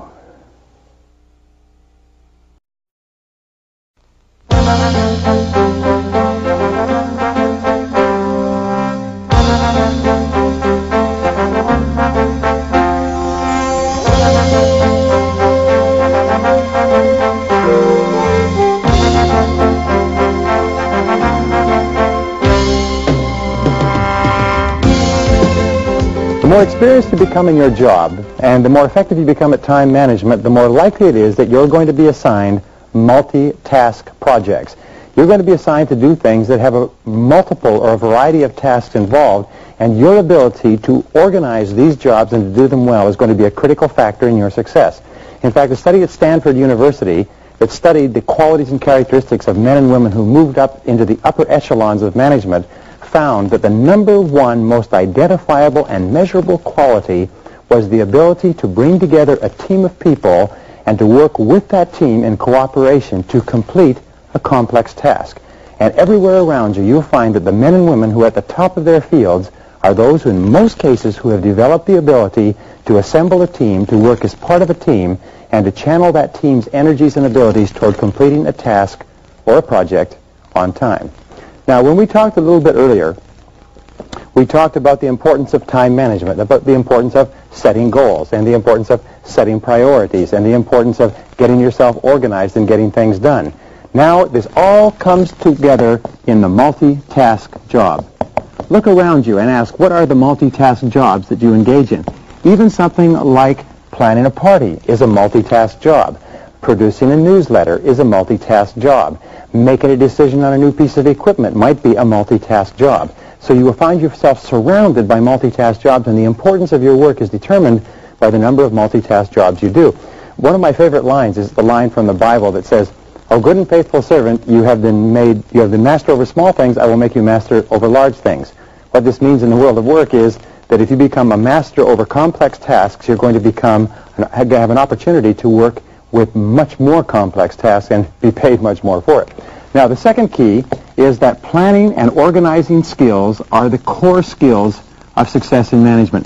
The ability to plan and organize your own work, then to plan and organize the work of one more and two more and several other people is absolutely essential to your success. And your ability to plan and organize effectively and well all comes to bear in these complex tasks. So here's how you perform a complex task. Here are the basic rules. Number one, define the ideal results. Define the ideal results. Ask yourself, if we performed this task to distinction, what would the result look like? What would the result accomplish? What would the result achieve? And define the ideal result, point of view of the person or persons who have to use what this team produces. If you're producing a product, say, what would our customers say if we produced the perfect product? If you're putting together any kind of a strategy, just always say, what would be the ideal results? And here's the key. Start with the goal and work back. Start with the goal and work back. This has been the key to successful business building and project management for years. Define the goal and work back from the goal to the present time. Well, point number 4 is to set a deadline. Once you've determined exactly what the ideal project will look like, set a deadline and determine the date upon which the project will be complete. One of the things that I suggest, by the way, is build in a fudge factor. If the project is important, and the more important it is that you build in fudge or extra time to provide for unexpected exigencies. Number 5, once you've set a date and a deadline and you define the goal, make a complete list of everything that has to be done, every single activity that has to be completed in order to complete the job. Start with the very last thing that will happen just before the job is done. What's the second to the last thing? What's the third to the last thing? And work all the way back to the present day to work out a complete list of every single activity so that you have a roadmap. When this roadmap is complete, the job will be done in its entirety. Number 6 is ask yourself, what additional information will you require? What is it that you don't know right now? And make getting that information a task. Put it down as a task, as one of the things that has to be done. Also, when you put it down as a task, you will assign a timeline to that task, and you will design your entire project so that getting that piece of information becomes a critical part of it. Number 7 is determine your limiting step. Now, the limiting step concept we talked about a little bit earlier. I want to talk about it again. It's called your choke point. The choke point has one simple definition. It determines the speed at which you get from where you are to where you want to go. So ask yourself, what is the limiting step that determines the speed at which we complete this project? What is the limiting step that determines how fast we get from where we are to where we want to go? What part of the project takes the longest? Very often, the part of the project that takes the longest becomes the determining factor in how long it will take to finish the whole project. So ask yourself, what is our limiting step? And then ask yourself, what can we do to alleviate this limiting step? Is there anything that we can do to speed things up? Very often you will find shortcuts, you will find time-saving devices, you will find established methods and principles, and so on, but the limiting step becomes the critical factor, not only in determining the deadline, but in determining how capable and competent you appear to others when it comes time to saying that we'll have this job done by a certain time. You can't go back and say afterwards, well, I didn't know it would take this long because, unfortunately, you just look foolish. All right, number 8. There are 2 ways to organize a multitask project. The first way to organize the project is what is called sequential, the sequential way. Now, the sequential way is when there are several jobs within the multitask project that can be done in order. First one can be done, and then the second can be done, and the third can be done, so that each of them are sequential, but each of them requires that the previous one be done first. For instance, someone has to write something, someone has to edit it, someone has to typeset it, someone has to do layout with it, and so on. So therefore, the writing would come first, then the editing, and then the typesetting, then the layout, and so on. Now, the other way that you can organize a project is parallel. There are many tasks that can be done at the same time. There are many tasks where you can begin working on one part, someone else can begin working on another, and you can work on several tasks on a parallel basis. Let me give you a very simple example of a project management chart. Very important way of thinking. Across the top of every project management chart is time. Now, the time may be days, the time may be weeks, months, years, it doesn't matter. Down the side, you have tasks. Now, these are the things that have to be done. So what you do is you lay them out in a chart like this, and let's say you lay it out over a period of 4 months. And here you have 4 months, and the months are January, February, March, and April. you have worked back and determined that it takes you 4 months to do the job. So here you have completion. Completion is at this point. You then work the task back, and you can find that these are the different things that have to be done over the course of this particular task. When this is done, this can be done at the same time. When this is this way far along, this can begin. These two can work parallel. Some cannot be started until others are done, and so on. But by laying it out like this, suddenly you have a perfect picture of what is necessary to be effective in completing this task. Now, the 10th critical point, once you have this organization chart, is to assign and delegate. Assign and delegate, which means that you bring your team together, and the very best way to do this is through discussion and dialogue, talking about what needs to be done, dividing it up, have people take different parts of the task, but assign every single one of the individual parts of the task that need to be done, and delegate it, and delegate every single one with a deadline. And your deadline is for completion, and your deadline always contains a fudge factor. When you assign and delegate parts of the task, build in what is called a review process.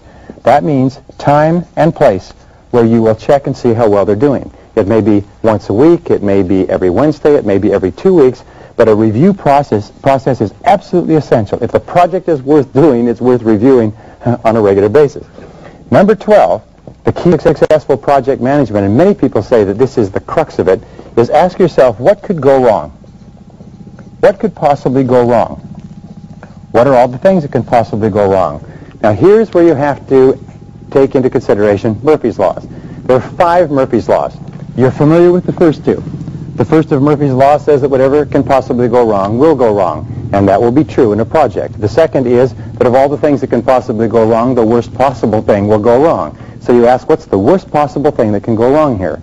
The third of Murphy's Law says no matter how much time you allocate, it takes longer than you plan. The fourth is no matter how much money you allocate, it costs more than you expected.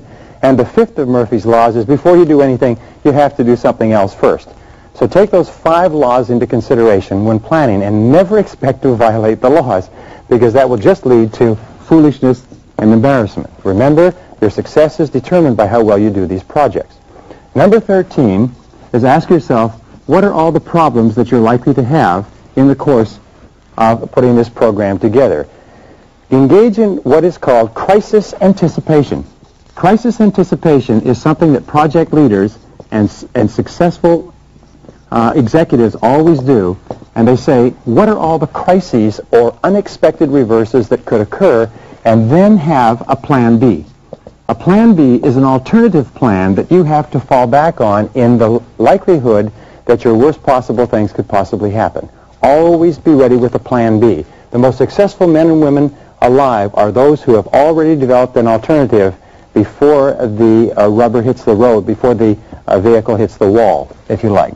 Number 14 is use what is called a storyboard. Now, a storyboard is a visual representation of a particular project that was developed by the Walt Disney Corporation, and it's absolutely an outstanding way of increasing your effectiveness. Take a large board. You can use a cork board. You can use a visual board. What I have found is you can now use stick-on notes as part of storyboarding, and take what is called and put a header, and the header is the name of the project. Below the header have subheads, and each of these subheads is a part of the project. You can have as many as you need, but below each of the subheads there is a task, and there's a series of cards underneath here.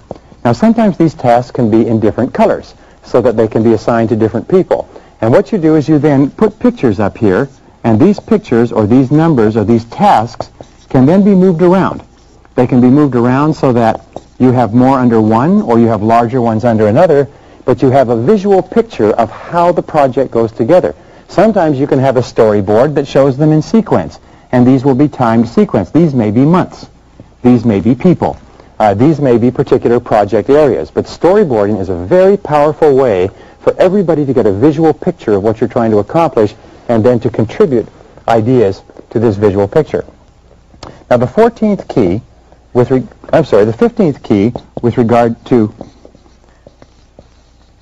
project management is the type of problems that are likely to occur. The first problem is expecting everything to go well. Expecting everything to go well and not expecting there to be any problems. And we find that the very best people are the ones who are always aware that they'd like to have difficulties. The 16th is trying to do too much at once, trying to hurry, trying to do too much at once because you fall behind. The third key that you have is not allowing enough time to complete the project because you didn't realize that it would take that much. Now finally, the last key, and it's one of the most important rules of time management, I call it Tracy's Law. Now Tracy's Law, it's because nobody's ever seen this but me. And Tracy's Law says that the difficulties of performing any task increase with the square of the number of steps in the task. By difficulties, I mean the cost, or the potential cost, the potential problems, and the potential time involved. Let me give you an example. If a person is going to do a single task that is just one step, you are going to pick up the telephone and call. All right, that has a square of 1, which means, let's put this down here, square of 1. This means that the square of 1 is 1. The simplicity of the task is at a level of 1, or what we call the complexity. It's Tracy's Law of complexity. Now, if there are 2 steps to it, then you have 2 steps, but it's 2 steps squared. So now the level of complexity, which means the potential cost, potential problems, and potential time involved, goes to 4. If there are 3 steps involved, 3 steps squared will be 9. So the potential complexity, or the length of time, the potential cost, the potential problems, it doesn't mean that they will all occur. It means that the potential for them goes up with the square of the number of steps. And if you go to 4 steps, and that's squared, it's 16. If you go to 5 steps and that's squared, it's 25. Now what does this mean? It means that if you can simplify by going from 5 steps to 4, you reduce the complexity from 25 to 16, which is almost 50%. So it's an extraordinary, extraordinary difference. Always, always, always in large projects, simplify, simplify, simplify. Simplification is the hallmark of the superior human being, of the superior executive. Let me just end with this one critical point, and it's this, is that your ability to manage multitask projects is the core skill where the essence of everything that you know and all your abilities come together. Your intelligence, your planning ability, your organizing ability, your personality, your knowledge of your field, everything comes together in managing multitask complex. And the more and the better you do of it, not only the more results you'll get, the more money you make, the happier you'll be, but the more successful you'll be in every single part of your life.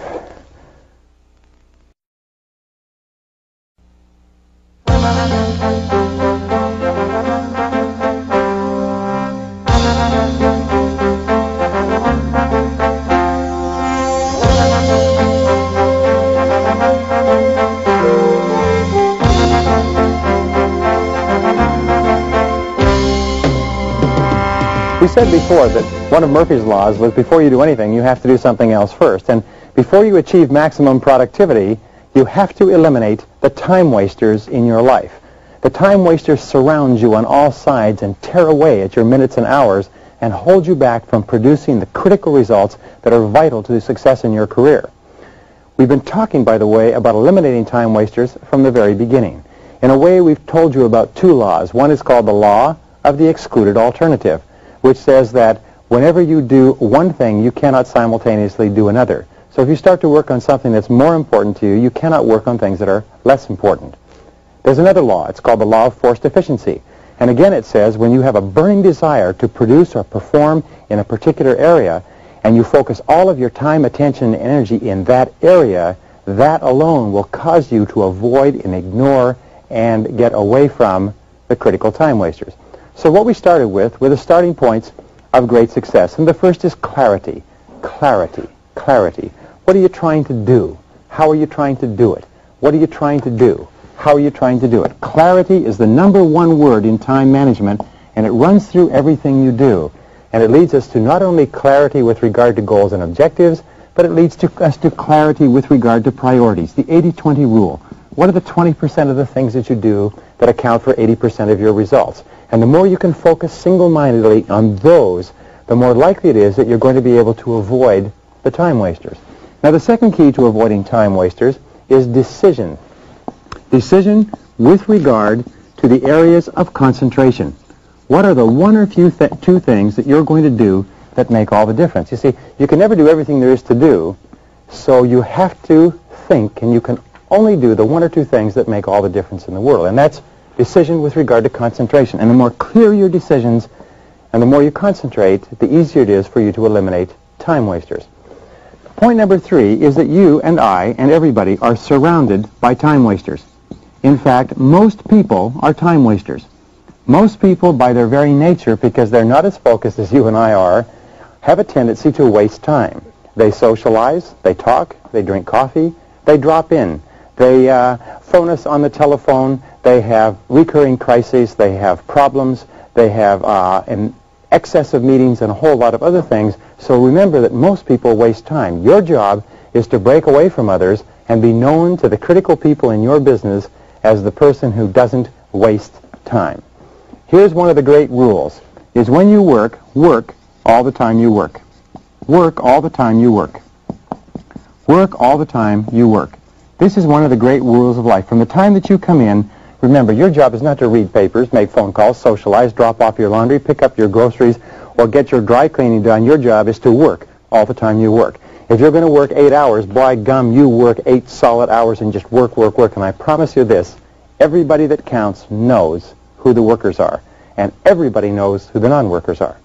All right, looking at all the studies, we have found that there are several major time wasters in the world of work. And let's take them one at a time. From the most prevalent, we'll talk about the basic 7. The first of the major time wasters is the telephone. The telephone seems to have an insistence with its ringing that causes us to be distracted over and over again. So here are some keys with regard to using the telephone. I'll just give them to you quickly. Key number 1 is have your calls held. Rather than responding to the telephone every time it rings, have your calls held. A second thing is to have your calls screened. If it is not important for you to talk to that person or there's no value to it, don't take the phone call. Don't allow your curiosity to overwhelm you. Number 3 is look upon the telephone as a business tool, not a social tool. You and I are conditioned from infancy, and especially from our teenage years, to think of the telephone as a social tool. We think that's how we communicate with our friends. The fact is that when you get into the business world, it's a business tool, which means get on and off it fast. Make it a business tool. When somebody phones, say, hello, how are you? And if they go into a conversation, say, what can I do for you? How can I help you? And get the conversation straight down to business as fast as possible. Now, here's another thing. When you're phoning somebody else, always have an agenda. Take a couple of seconds to write out what you're going to talk to the person about. And when you call them up, say, I'd like to talk to you about 3 things. And tell them what the agenda is. And when you discuss the 3 things, keep notes. We say the power is on the side of the person with the best notes.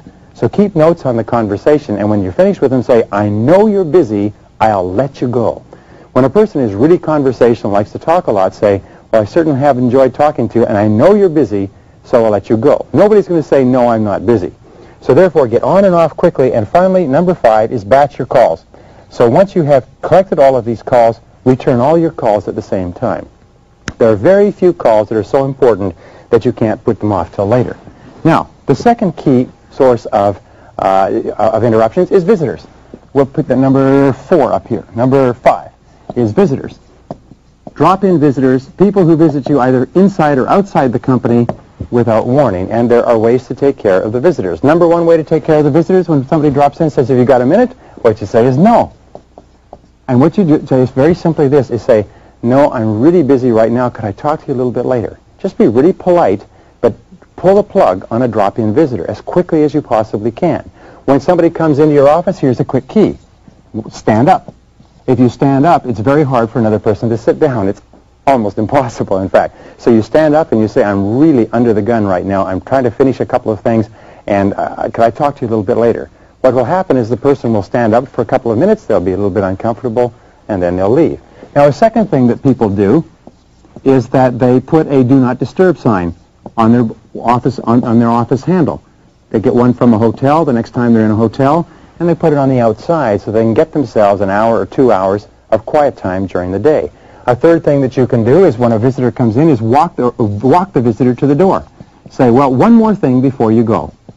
And get up and take the visitor and walk them to the door. Something that people often do, by the way, is they say, hey, have I shown you something? And they say, something I wanted to show you. And you get up and you take them by the arm, and you take them outside of your office to show them something, and you say, I know you're busy. I'll let you get back to work. I'm in a hurry, too, and get back to work. So dealing with the drop-in visitor is absolutely essential. Standing up is one of the great keys. If you stand up quickly when somebody comes in, they're unlikely to stay there for very long. The sixth major source of interruptions is meetings. Now, here's a couple of points with regard to meetings.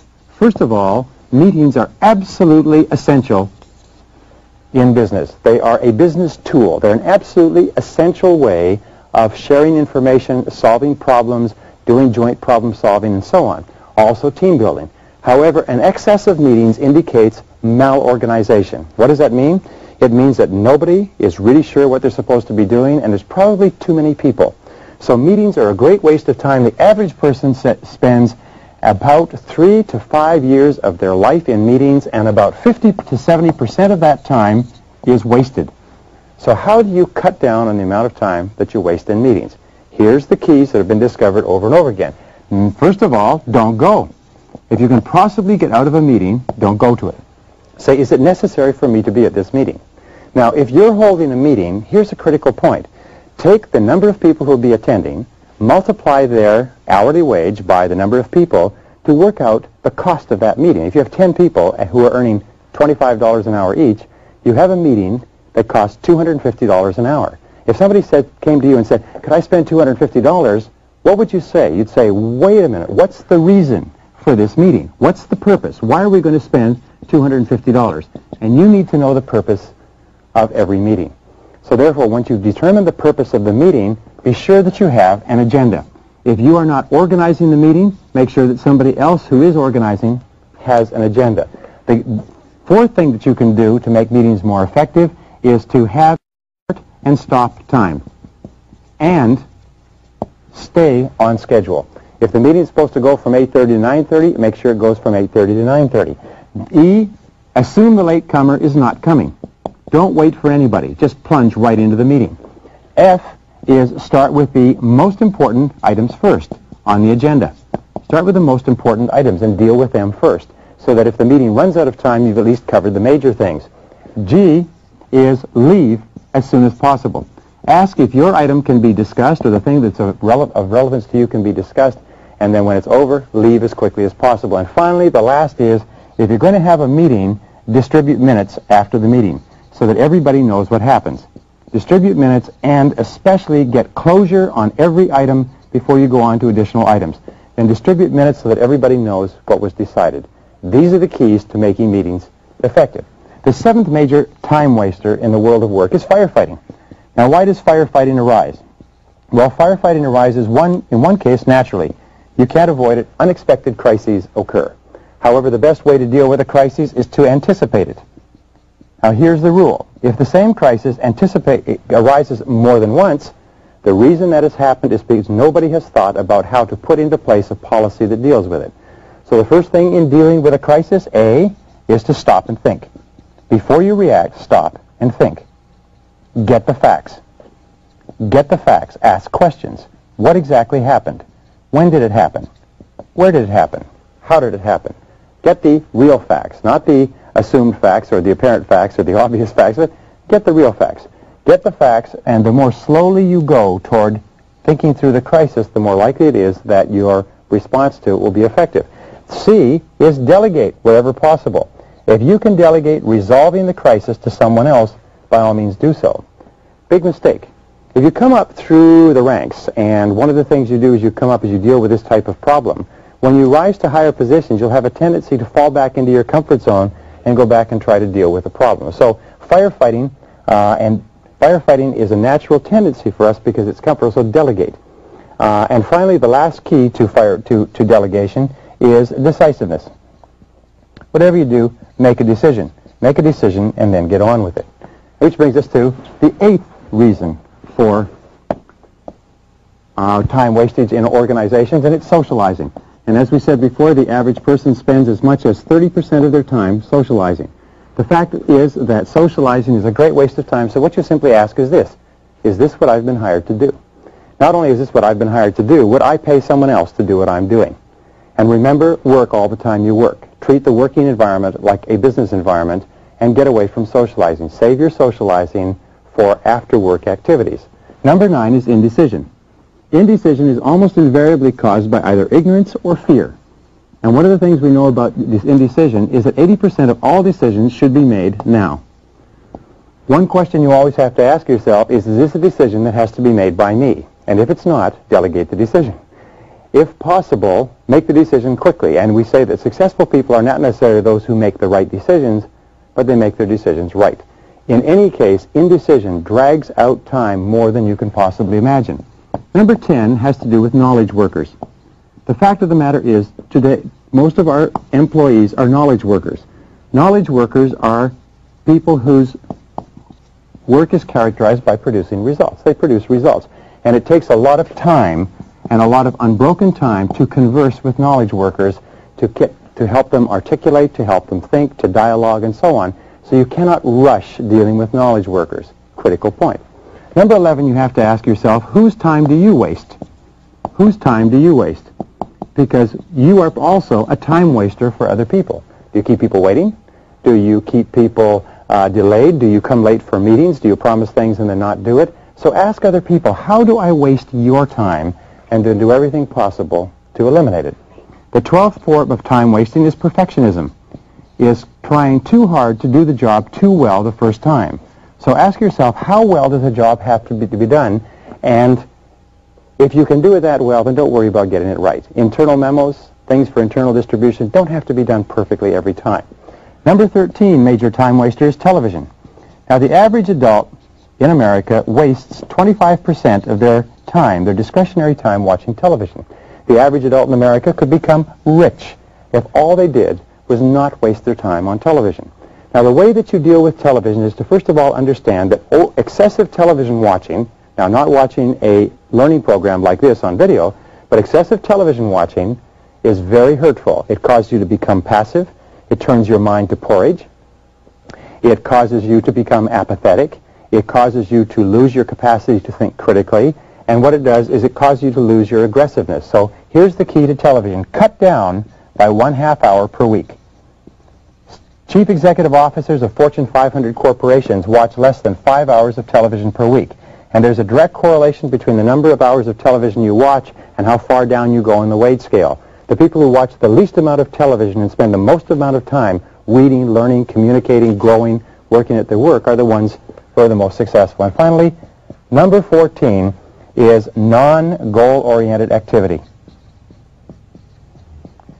The key to eliminating the time wasters and the interrupters is very simple, is do not do anything that does not move you toward the accomplishment of goals that are important to you. Every single time an activity comes up, you have to ask yourself, is this moving me in the direction that I want to go? Is this helping me achieve a goal that's important to me?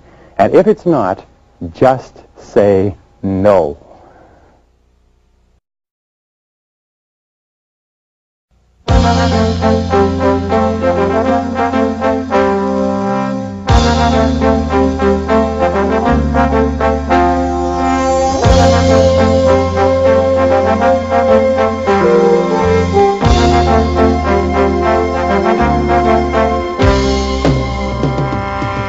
Procrastination is the enemy. Procrastination is your enemy. Procrastination is my enemy. Procrastination is not only the thief of time, it's the thief of money, it's the thief of life, it's the thief of success, it's the thief of happiness, it's the thief of self-esteem and high achievement. Procrastination is something that you need to go to work to strategically, step by step, eliminate as a part of your life. And in this session, I'm going to tell you how to do it. The wonderful thing about procrastination, if there's anything good, is that when you eliminate procrastination, you have the key to success. Let's start off with that point. Number one, the elimination of procrastination is the key to success. In fact, you cannot imagine a successful person who's a procrastinator, and you cannot imagine a person who gets things done immediately who is unsuccessful in any way. So, number two is, in order to overcome procrastination, you need good organization. You need good organization. You need to take the time to think and plan. You need to take the time to think, what is it you're trying to do? How are you trying to do it? What are the most important things that you've been hired to accomplish? What are your key result areas? What are your most important priorities? And so on. So what we've been talking about up to now is giving you all the tools necessary, including eliminating the time wasters and especially eliminating this one. So now you're well organized, you've got your goals, you've got your plans, it's time to go. What are the obstacles to eliminating procrastination? Well, here's one of the primary ones.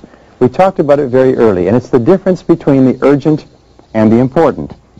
We said before that the urgent is seldom important and the important is seldom urgent.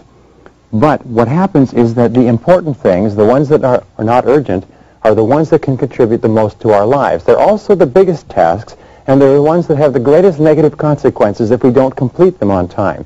What is important eventually becomes urgent. So what do? We don't allow ourselves enough time.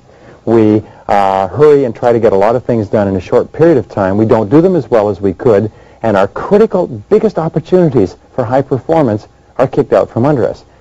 The natural tendency to delay on our important but not urgent tasks builds the habit of procrastination, and pretty soon, if we're not careful, we start to procrastinate on everything.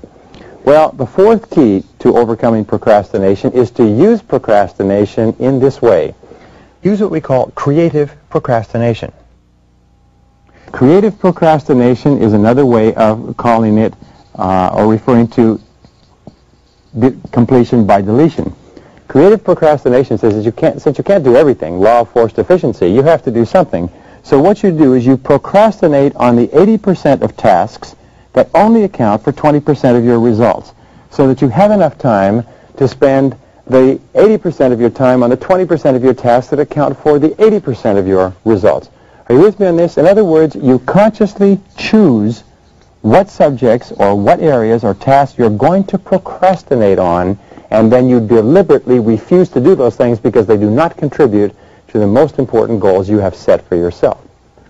We say, by the way, that intelligence, if you want the highest hallmark of intelligence is doing those things that move you toward the accomplishment of your most important goals. And the flip side of intelligence is lack of intelligence or stupidity, and stupidity is not doing the things that move you towards your goals or doing things that move you away from your goals. So creative procrastination is very important. What things are you not going to do so that you have time to do the things that you have to do in order to be successful? Now, the fifth key is to launch.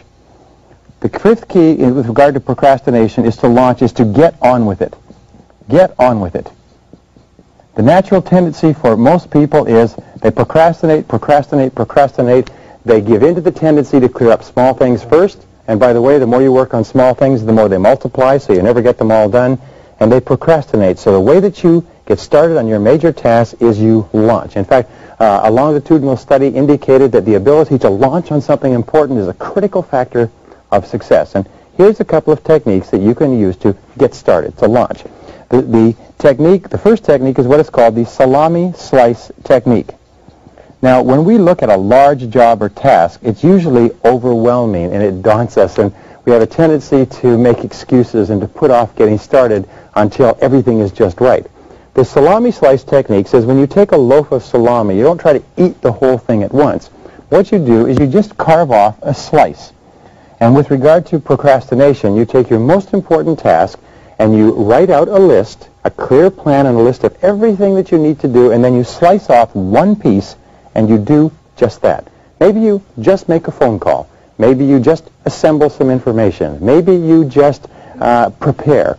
But you slice off one small piece and you do that until it's complete. Don't worry about anything else. A second method, which is similar to this, is what is called the Swiss cheese technique. And the Swiss cheese technique says what you do is you pick a 5-minute piece of the job. You punch a hole in the job by saying, I'm going to do this 5-minute piece and nothing more. So you salami slice or Swiss cheese, and what it does is it gets you started, it gets you launched. Very often, by the way, once you get started, they say well begun is half done. Once you get started, sometimes you'll have the momentum. You'll develop what they call the big mo, the momentum, and you'll start working toward getting it achieved. Now, the seventh key to overcoming procrastination is to establish a reward structure for yourself, a reward schedule. Now, a reward schedule we've talked about before just simply says this. is if you have jobs that you procrastinate on, give yourself an organized reward for each thing that you're going to do. When we talk to salespeople, for instance, we say you have to make a certain number of prospecting calls. Well, if you like coffee, do this. Instead of giving yourself a cup of coffee just when you come in, give yourself a cup of coffee after you've made 5 calls. Do you like cookies? Well, break up a cookie and give yourself a piece of cookie. Train yourself the way you would train a dog, if you like, with rewards, and then be very strict with yourself. This is where you see what you're made of. It's one thing to say I'm going to give myself a reward only after I have done it, but then can you stick to it? Because if you can stick to it, not only is it a mark of character, but it will help snap this habit of procrastination. Now, number 8 is develop a sense of urgency. We said earlier that senior executive officers were asked what characteristics would most put a person on the fast track. And they said the first one was to separate the relevant from the irrelevant, to do what is important, to set priorities. The second is to get on with the job and do it fast. Develop a sense of urgency. A sense of urgency is possessed by less than 2% of the population. And you know something? Just about everybody works for them. A sense of urgency means that when the job comes up, you get going. You do it now. Do it now. Do it now. You say to yourself over and over again, I do it now, do it now, do it now. Some companies used to get everybody together in the morning and they would say, I do it now, do it now, do it now, 50 times a day. And what this does is it programs this command into the subconscious so that you're unconsciously impelled into doing your most important tasks. A sense of urgency is one of the rarest of all qualities, but because today the biggest problem that we have is what is called time poverty. In other words, everybody feels short of time. We have more money than time in many respects. So when a person does things for us fast, get back to us fast, calls us fast, helps us fast, we consider that person to be more capable, more competent, more reliable, more dependable, smarter, more better performer, and everything. So therefore, when your boss asks you, when your customers ask you, when important people to you ask you for things, do it quickly. And this brings us to number 9, and it is that fast tempo is essential to success. Fast tempo in every study is essential to success. What does that mean? It means that successful people work quickly. They work at a higher, faster tempo. In the same period of time, imagine someone driving at 25 miles an hour and someone driving at 75 miles an hour, and they both drive for an hour. Well, at the end of the hour, the person driving at the higher speed will have covered a lot more ground. The person who works with fast tempo gets a lot more done in the same period of time. But here's another point, is when you have fast tempo, you have more energy. The harder you work, the faster you work, the more energy you have. The higher your self-esteem, the better you feel. The slower you work, the more tired you get, the more depressed, the less energy you have. So fast tempo and a sense of urgency go hand in hand with great achievement. Number 10, once you get started towards your job, don't stop. Once you get launched, don't stop. Discipline yourself, and here's where the key comes in. Discipline yourself to stay at it. Keep your head down. Keep saying, back to work, back to work, back to work. Get yourself in the physiology, the body language of high performance. But once you get started, don't stop. Just keep on going, keep on going. And here's another technique that you can use to overcome procrastination, and that is to start your job on the outside. Start your job on one of the smaller tasks that you have to do. You see, a task has a lot of little jobs that have to be done. It also has core jobs. So start on the outside and do something small. Another thing that you can do, if you have the right temperament, is start on the inside. And start with the core task. Start with the most important part of the job that has to be done, and do that. Either one of these will often get you going. The 13th key to overcoming procrastination is start with the worst. Start with the worst possible thing that you have to do every day. There's a little joke that says that if you get up in the morning and you eat a frog first thing in the morning, what will happen is that you'll overcome procrastination because you'll know that the worst thing that could possibly happen to you has happened to you already. You've eaten a live frog. What this means is when you get up in the morning and you start off with the most unpleasant task. They've done several studies with regard to exercise, by the way, and they find that people who exercise first thing in the morning are several times more likely to continue exercising than people who wait until later in the day, because later in the day there's always a reason to procrastinate. So therefore, start off your morning, start off your workday by doing the most unpleasant but often the most important thing first. Now, number 14. Many people are motivated to do things as a result of fear.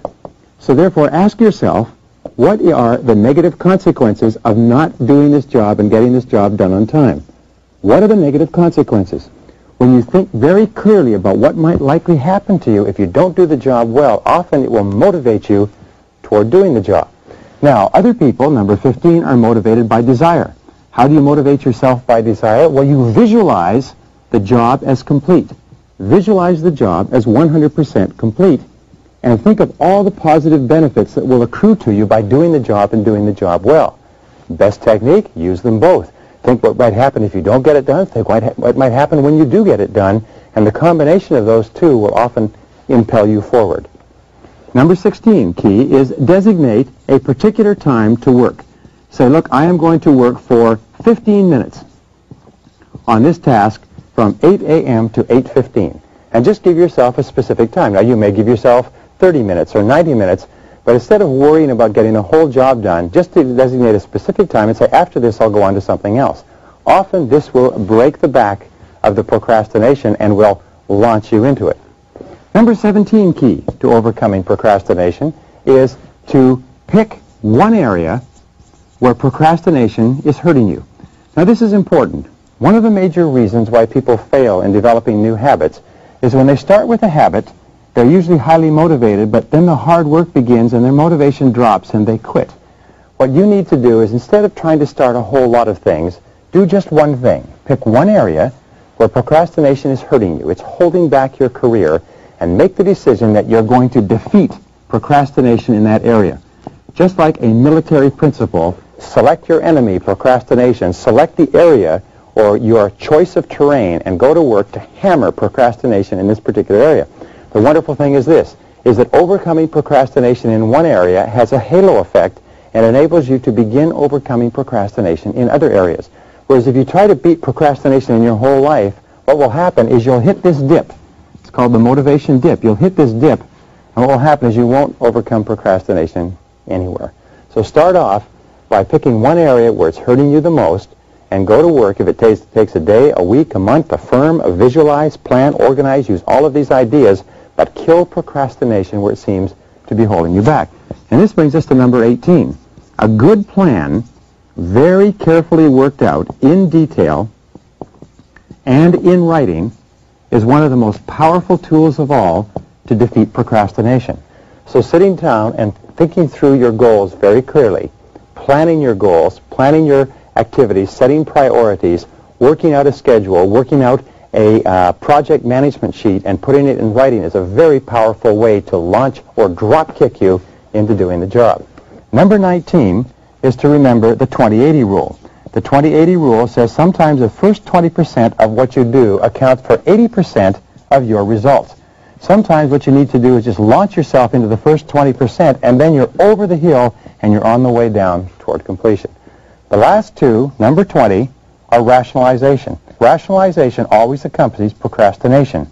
Rationalization is making excuses for not doing what we know we should do. So don't allow yourself to make excuses because it leads to insanity. All right, and finally, number 21 key is to set deadlines. Deadlines are a powerful way to overcome procrastination. Is set a very clear deadline for yourself, promise yourself, and promise other people that you're going to have the job done by that time. Encourage those other people to check on you. Keep them informed. Tell them how it's going. And insist to them it'll be done. And sometimes promising others will help you break the procrastination habit and put you on to the high road to success.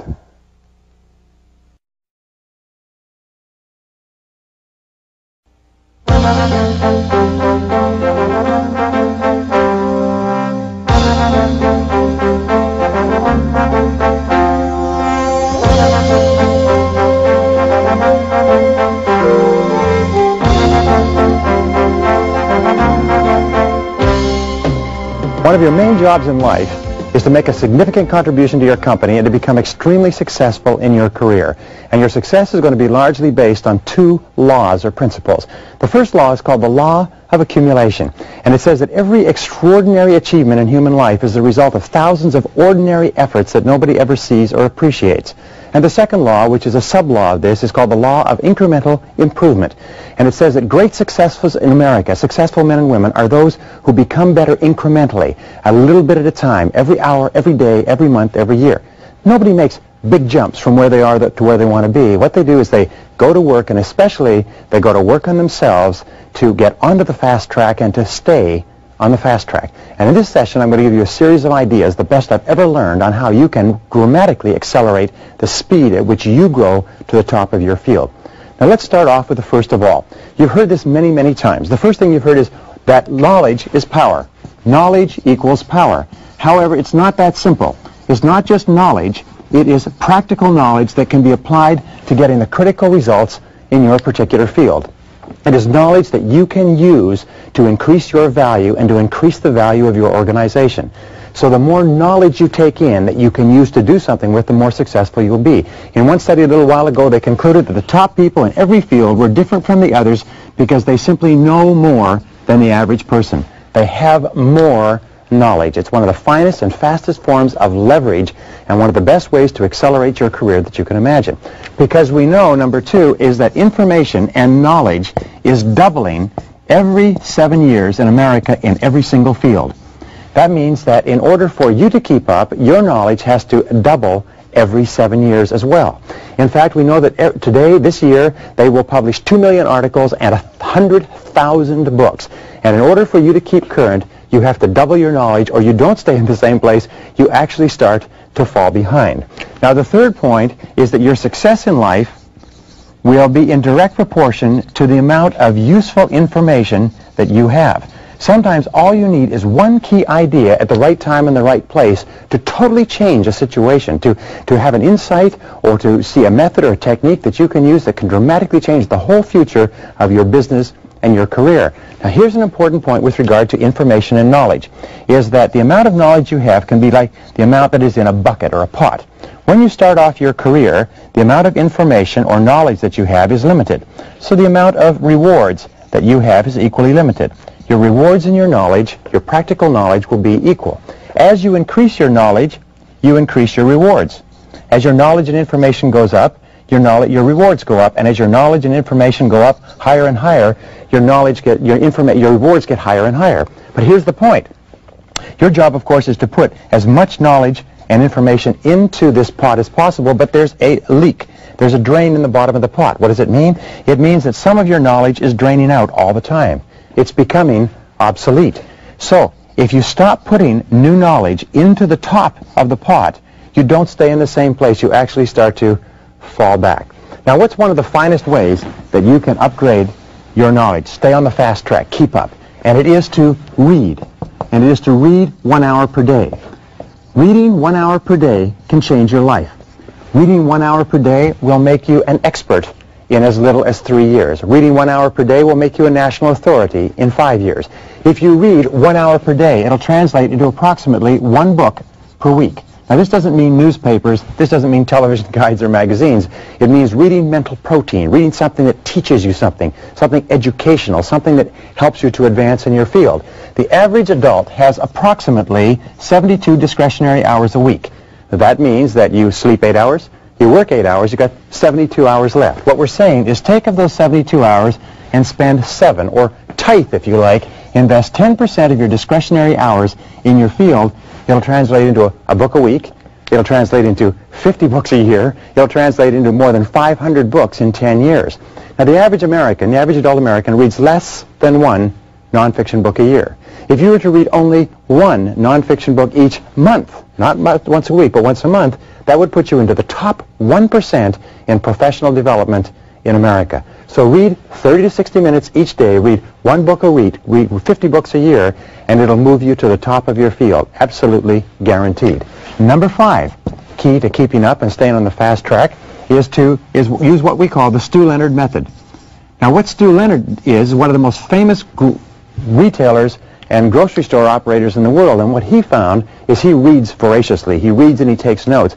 But what he does is he takes and he'll read a book and he'll underline all the key points in that book. Then he turn the book over to his secretary, have the secretary type up and take not a synthesis, but a synthesis of the key ideas, type it all up and make it available to him and to other people so that he can go over all the key ideas in a book, and his staff can do the same thing too. So use the Stu Leonard method by reading books, underlining the key points, and then having somebody summarize them all.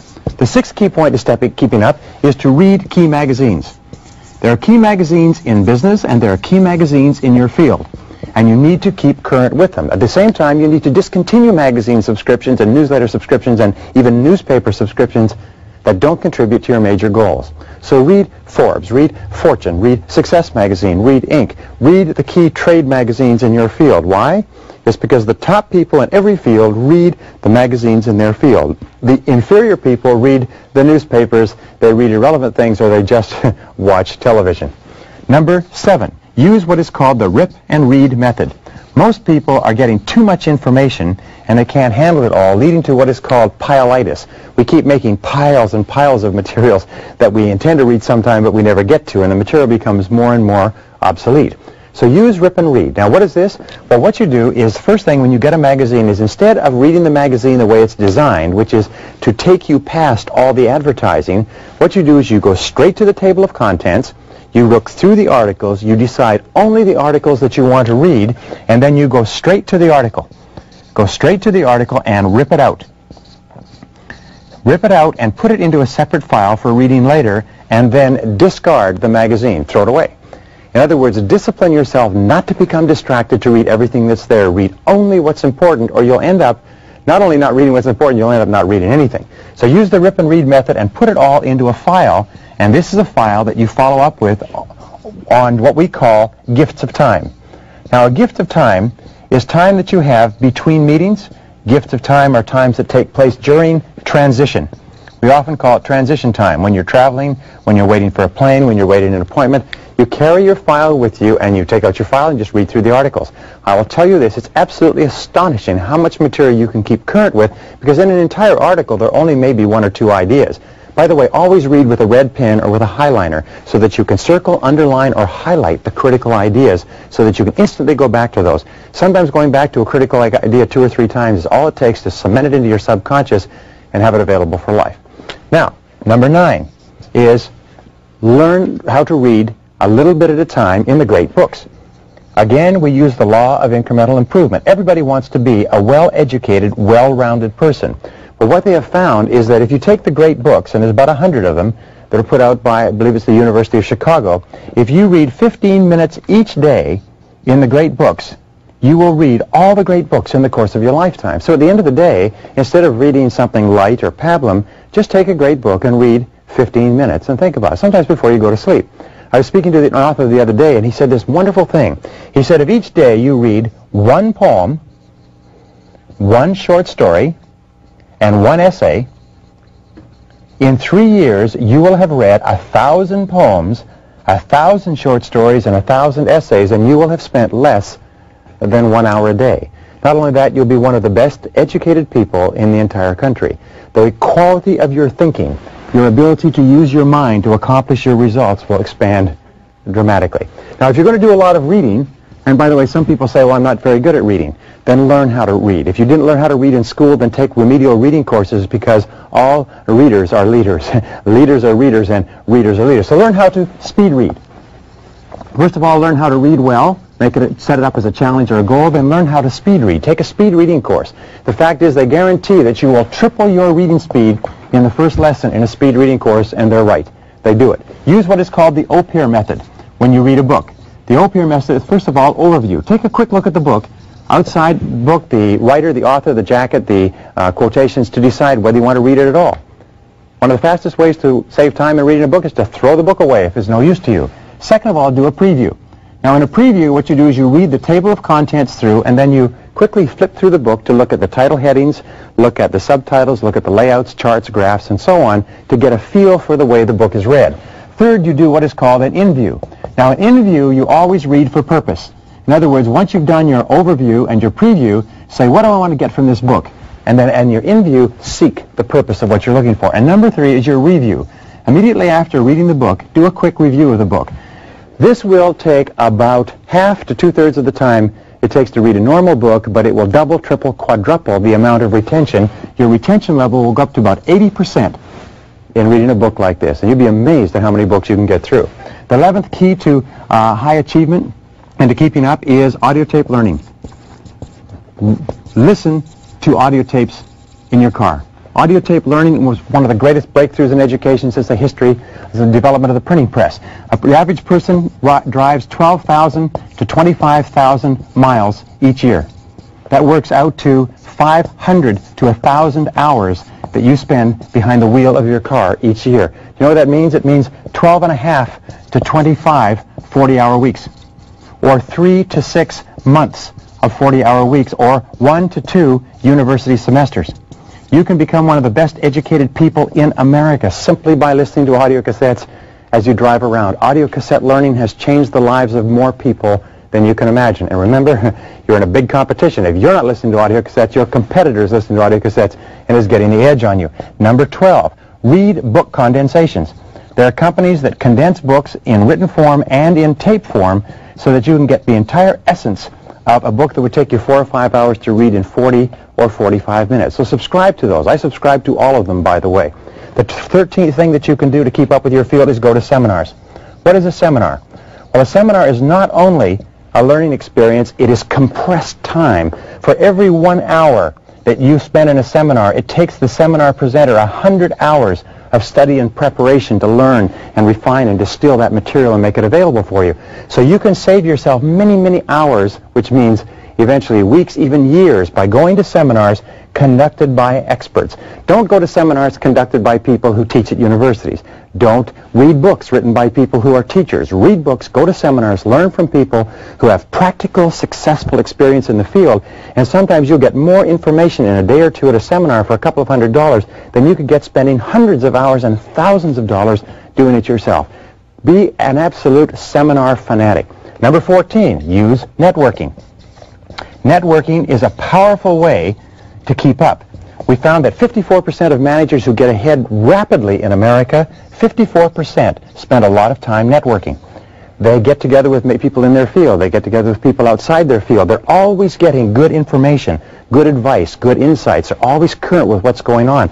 Some of the very best information, most timely, most valuable knowledge that you will get will come from networking on a regular basis inside and outside your field. By the way, in the same study, they found there were a lot of managers who were very competent and effective at getting the job done, but because they didn't network, they were missing an enormous amount of information and stuff was going right past them. So become an excellent networker. Get together for breakfast, get together for lunch, get together on a regular basis. Number 15, and this can help you as much or more than anything else, is join professional associations. Now here's an interesting point. Of the thousands of people that are in any particular field, only a few people join their professional associations. Only a few people attend on a regular basis. The rest of them don't, but I'll tell you this, it's almost always the best people who are members and who are active in professional associations. So here's the key. First of all, go and listen to all the speakers. Attend all the meetings. Remember, they are under the gun and they have an onus to try to bring you the very best and most valuable speakers with the very best and most valuable information. Sit there and take notes copiously. Never sit there passively in a talk. Nobody's brain is good enough to absorb it. So sit down and take notes all the time. But second of all, go to all the workshops that they hold, because sometimes they'll have some of the best educational workshops you can imagine. In my associations, I have found that joining the associations and attending all the meetings can save you 5 solid years of hard work in your career. And third of all is attend all the annual meetings. Remember, the annual meetings are designed to be as valuable as they possibly can for the members of the association. So attend them all. It's amazing how much you can learn. Network, get around with other people. And finally, the last one is MBWA. This is considered one of the best ways to get timely and relevant information. What does it mean?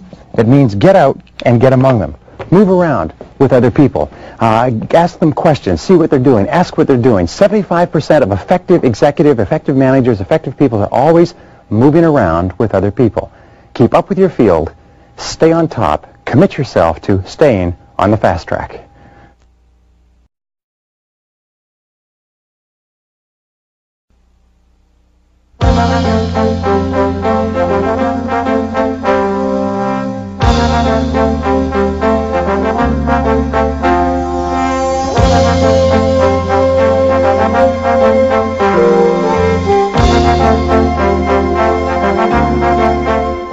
One of the keys to success in relationships is communication.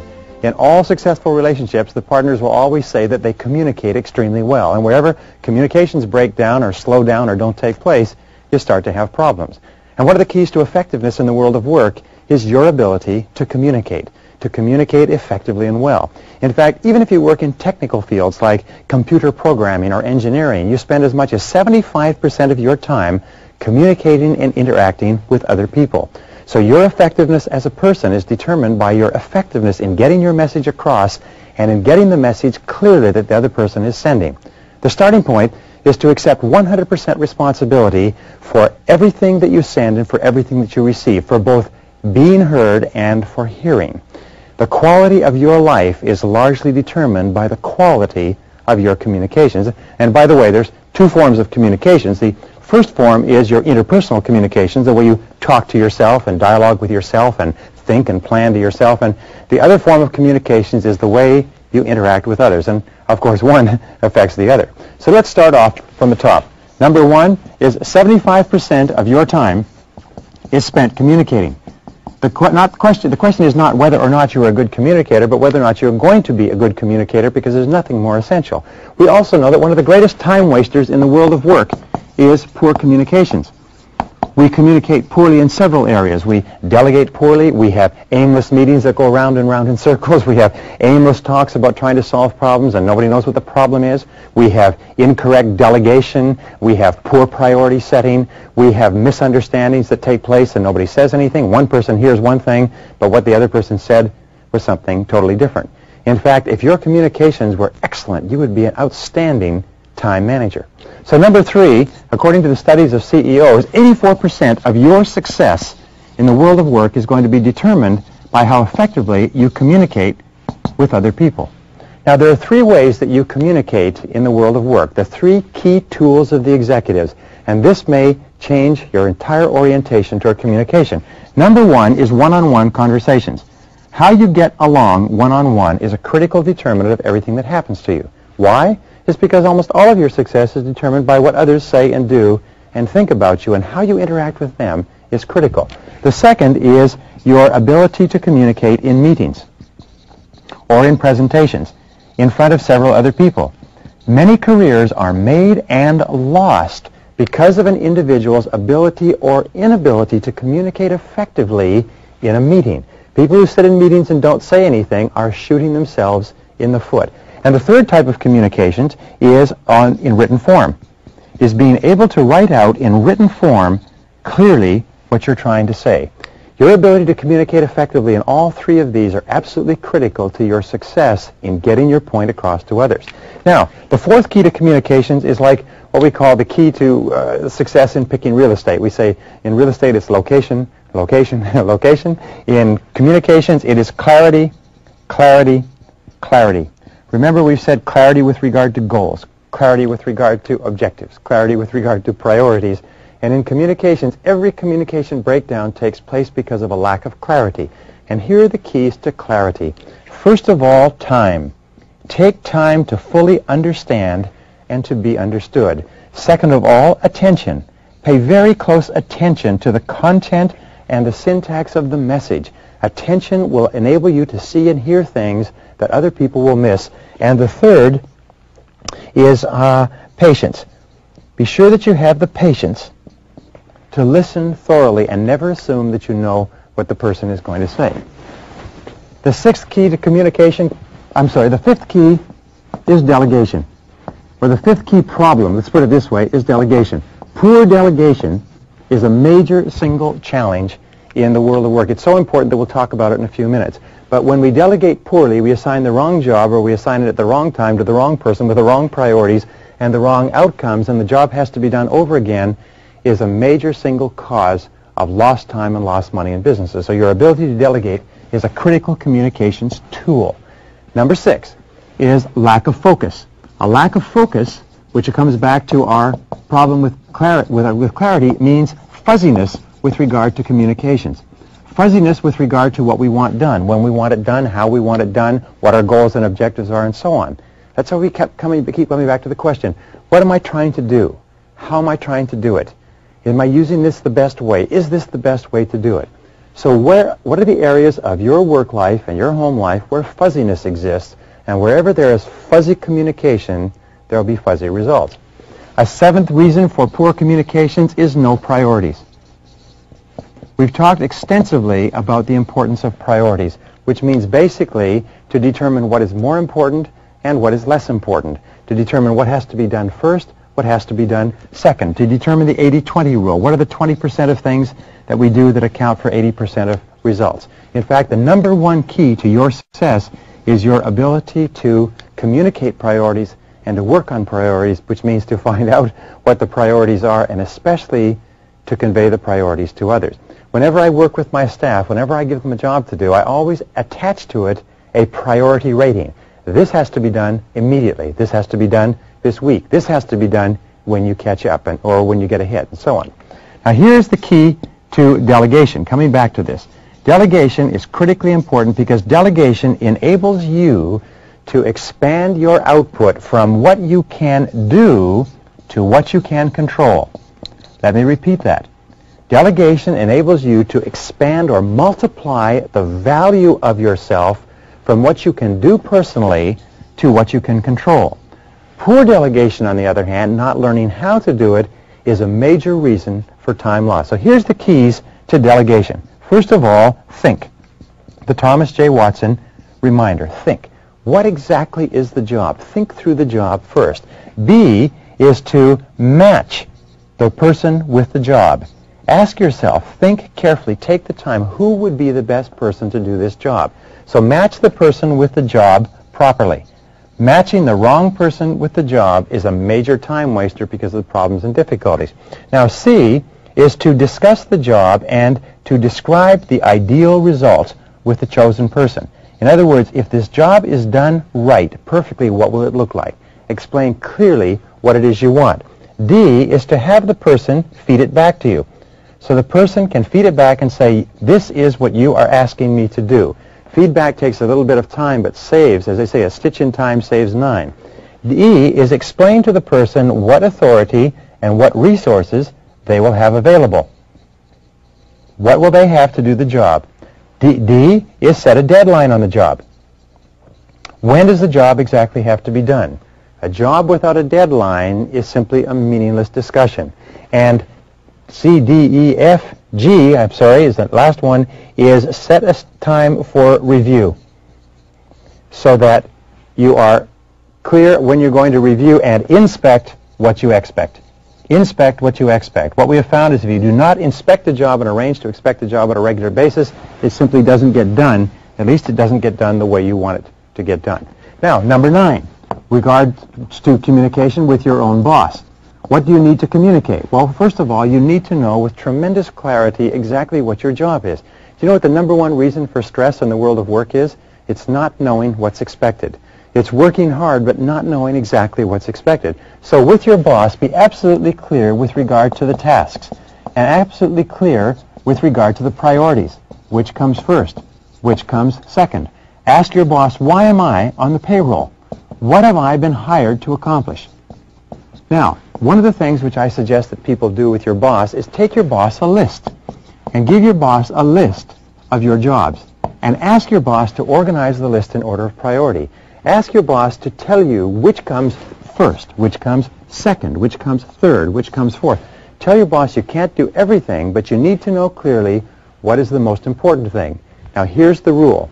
Your boss's top priority must be your top priority. If you want to put the foot on the accelerator of your own career, make your boss's top priority your top priority, you'll never make a mistake. Number 10, decision-making, problem-solving, and decision-making. Here's the key. Enormous amount of time is spent wasting time going around in circles trying to solve problems in any organization. So here are the keys to solving any problem, making any decision. First key is to define the problem clearly. What exactly is the problem? Define it clearly so that everybody involved understands and agrees that, yes, this is the problem. B, ask yourself, what are all the causes of this problem? How and why did this problem occur? You do this so that you can make sure you eliminate the causes so the problem doesn't repeat itself. C, ask yourself, what are all the possible solutions to this problem? D, you ask yourself, what is the best solution? And you ask everybody else until you agree step by step What are the solutions? What is the best solution? E, make a decision. Once you come to the determination on what the best solution is, make a decision. E is to assign responsibility. Who is going to do it? And finally, the last key over and over again is to set a deadline. A job or a decision without a deadline somehow doesn't seem to get done. Number 11, once you have decided on the solutions, become solution-oriented. A solution-oriented person is a much more effective person in terms of time than a person who's not. So then talk about the solutions. Focus on the future. Focus on the future over the past. Talk about the solutions rather than the problems. Focus on the future over the past. Become intensely solution-oriented. When people come in and say, we have this problem, we have that problem, so on, you say, what is the solution? What do we do from here? What is the thing that we do tomorrow? How do we resolve this situation? Rather than in getting lost in the rest of it. Number 12, in communication, look at what are called authority levels. In confusion over authority levels often leads to poor communications. There are three types of decisions that you make in any organization. Decision number 1 is a command decision. Make sure people know what this is. This is a decision that you make alone. Only you can make it. Number 2 type of decision is a consultative decision. A consultative decision is a decision that you take with input from other people. You ask other people their advice, you take the advice, you think it through, and then you act. The third type of decision is a consensus decision. A consensus decision is a decision that's made on the basis of democracy. In other words, the majority rules. If a person is discussing something with you and they think it's a consensus decision and their opinion is equally valuable, but in your mind it's a consultative or a command decision, you're not only going to have communication problems, you're going to have ego problems. And when you have bruised ego problems, you know you can spend as much as half of your time settling people down whose feelings have been hurt because they misunderstood. Number 13 is delegate everything that you possibly can so that you can have enough time to do any of the things that you need to do. One of the most important of all rules is to delegate, delegate, delegate. Delegate 100% of everything that anybody else can do. Here's the rule. Use what is called the 70% rule. The 70% rule says, rather than taking the job on yourself, ask yourself, who can do this job 70% as well as you? And then give that job to that person, rather than falling back into the temptation to take it yourself. Number 14 is networking. Networking is one of the most powerful of all communication tools. It enables you to get out and get among people, and as we said in the last session, 54% of managers who get promoted rapidly are known as great networkers. Why? Is they're always communicating, interacting.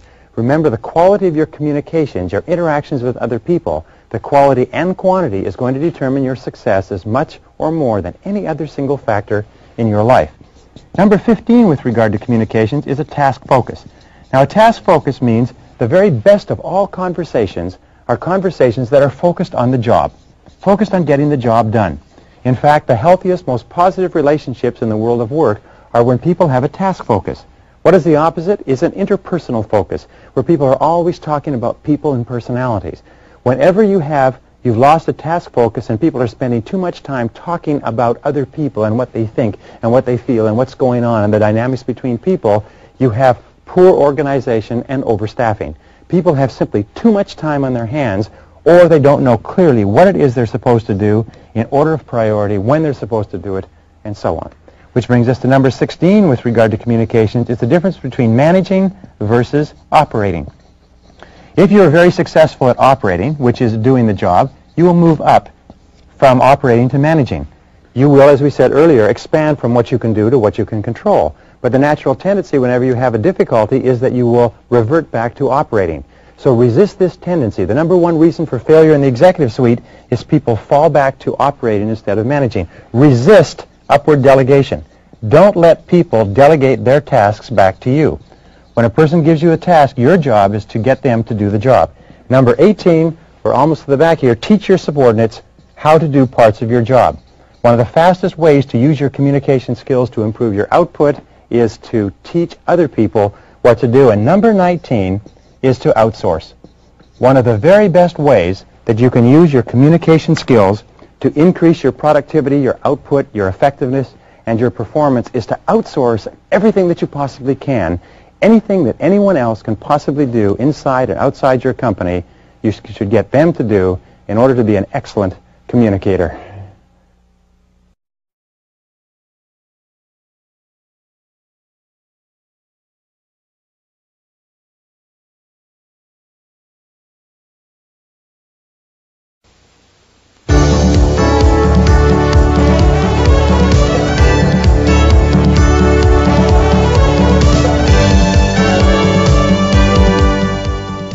Balancing work and family is one of the most important of all considerations in the way you organize your time and your life. And we start off with this critical principle. Number one is that your happiness should be your chief aim in life. Not somebody else's happiness, but your happiness. Your happiness shouldn't be second, it should be first. Because here's the rule.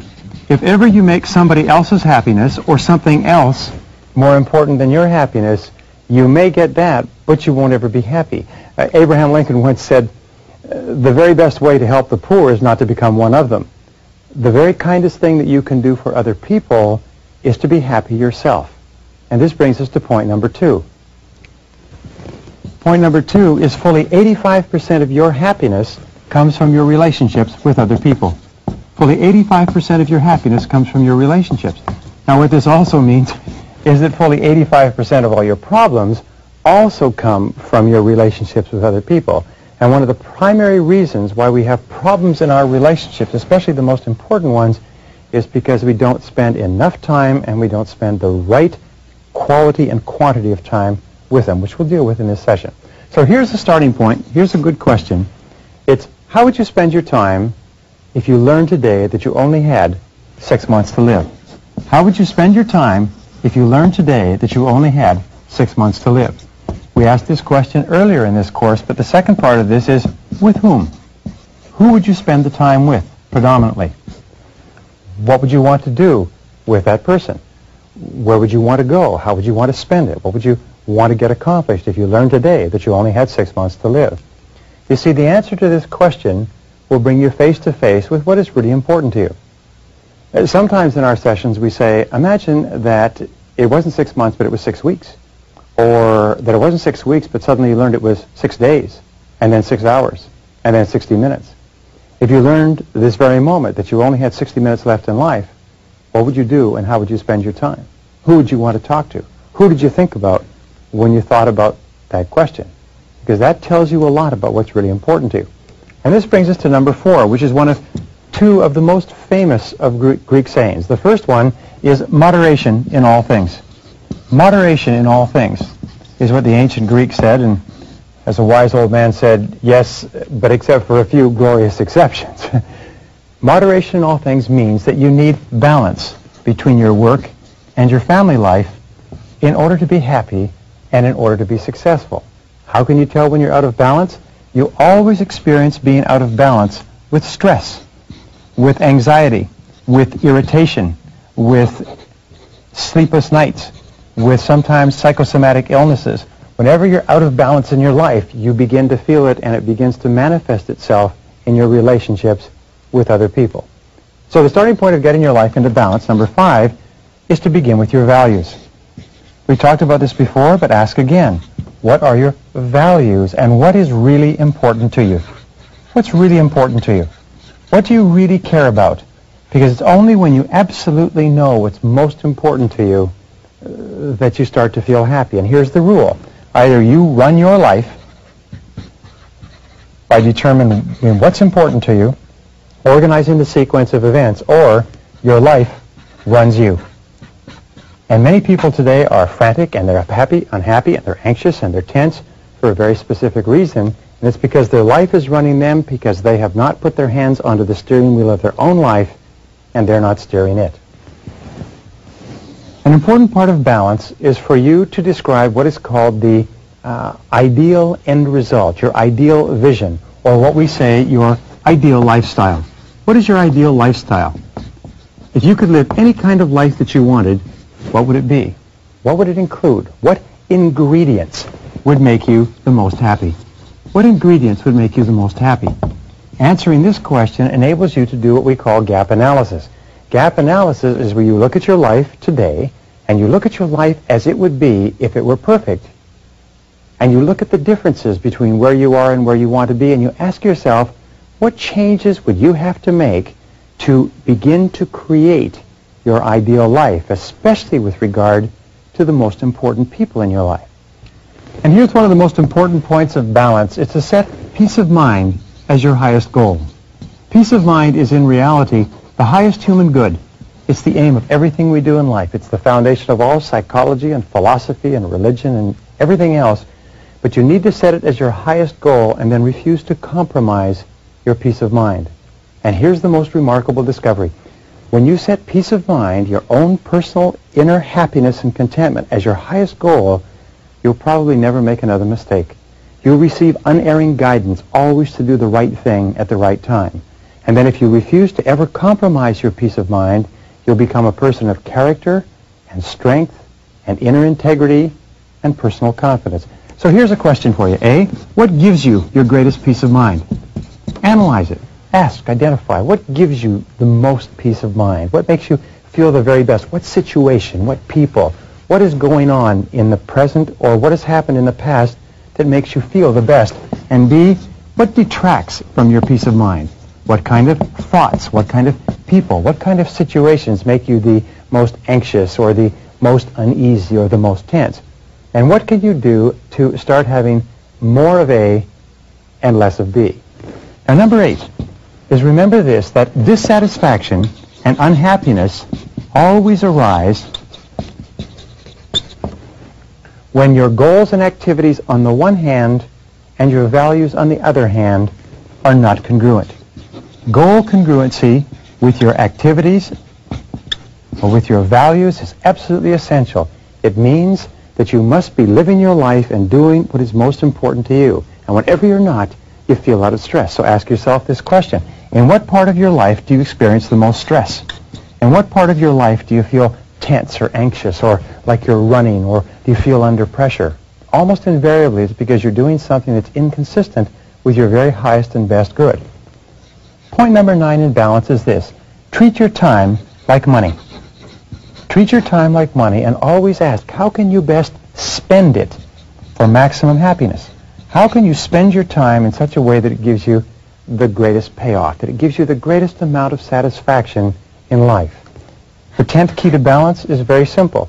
It's to do more of one thing, you must do less of another. To do more of one thing, you must do less of another. So here's my question. What do you have to do more of, and what do you have to do less of in order to get your life back in balance? And when do you start? When do you start doing more of one thing and less of another, or less of one thing and more of another? Remember, as we said before, setting priorities in getting balance means setting posteriorities as well. Number 11. Remember that love is the most important thing in the world. Love is not just a happy, emotional thing that you get occasionally. Love is absolutely central to mental and emotional well-being. In fact, one psychologist once said, everything we do in life is either to get more love or to compensate for lack of love. So here are the keys to dealing with love. First of all, accept that love is not peripheral, love is central. Make your family central to your life, not peripheral. Put it in the middle of your life. Plan your whole life around your family. B, treat your spouse, who is the most important love relationship in your life, with special care, which means with kindness, with courtesy, with consideration. Treat your spouse as though he or she were the most important person in the world, because in most cases, he or she is. And number 11C is the universal maxim of Immanuel Kant, which is the question you ask in considering everything, which is, what kind of a family would my family be if everyone in it were just like me? Try to see your family through your own eyes. Try to look at your family from the perspective of how would they act or feel or behave if I treated them the way they treat me, if they treated me the way I treat them. And if you always practice the golden rule with your family, you'll be amazed at how much more sensitive you are to the things you can do or not do that make a difference. Now, number 12, here's the key to balance. I travel 120 to 150 days a year, and people ask me this all the time, and here it is. The key to balance? Do just 2 things. Especially when your children are growing up, do just 2 things. And the 2 things are work and family. It's as simple as that. You see, the major mistake that we make is when we're growing up, we take on an enormous number of things to do, but what happens when we get married and have children and responsibilities, we take on more and more and more, but we don't drop anything off. What you have to do is you have to put all of these other things aside. Now, in doing just two things, number 13 is work all the time you work. Work all the time you work. This is the key to balance. Work all the time you work. Now, here's what happens. Too many people spend too much of their time fooling around at work. What you have to do is you have to put more of yourself into your work. Because every minute that you spend fooling around at work, socializing and wasting time, which causes your work to accumulate, causes you to have to take it home in the evenings and on the weekends, is time that you're taking away from your family. So work all the time you work. When you go to work, work 100% full blast all the time. Don't let anybody waste your time or detract time from your work. Which brings us to number 14. The other part of balance is when you're with your family, be there 100% of the time. Don't be there physically with the rest of your body watching television, looking out the window, talking on the telephone, reading the newspapers, and so on. When you're with your family, practice focused attention and be there 100% of the time. Be right there, if you like, in their face. You know, it's an interesting statistic, but according to the American PTA Association, the average parent spends less than 30 minutes per week in one-on-one, face-to-face interaction with their child. You wonder why we have problems with some of our children? It's because parents don't spend time with them. Number 15 is cut back on all the things that cut into family time. Cut back on newspapers. Remember, when you read a newspaper, when one of your members of your family is there and wants to communicate with you, what you're saying is the newspaper is more important than you are. Cut back on television. Cut back on radio. Cut back on outside activities and aimless socializing, because everything that you do that is one of these things is time that you're taking away from the most important people in your life. Number 16, spend unbroken chunks of time with the most important people in your life. In order to learn to love someone, in order to get really close to someone, you've got to spend a lot of time with them. You can't do it sporadically. I often recommend that people take car trips where you can sit in the car with a person for an hour or 2 or 3 hours. It's amazing what you learn spending those unbroken chunks of time. Now, here's a rule. Spend 60 minutes every day with your spouse. Not talking about work, not talking about money, but talking about family and life and the future. Now, here's the most important rule of all. It's the foundation rule of this whole session. It's the most important thing I've ever learned in balance. It's this. It's quantity of time at home, and it's quality of time at work. It's quantity of time at home, and it's the quality of time you spend at work. And here's the key. Don't mix them up. Most people make the mistake of mixing them up and try to spend quantities at work and quality at home, and it doesn't work. As a child psychologist said recently, I never met a child in trouble who said, I wish my parents had spent more quality time with me. Number 18, remember, you're always free to choose. You're always free to choose. You're always free to set priorities. You're always free to choose the order or the sequence of events. Is that you always choose what's most important to you. So the most important thing of all is in balancing home and family, balancing the most important people in your life with your work. Always put them first. Always put them on the top. And remember, the whole purpose of time management is this. The purpose of time management is to enable you to get more things done on the outside so that you have more time to spend with the most important people in your life.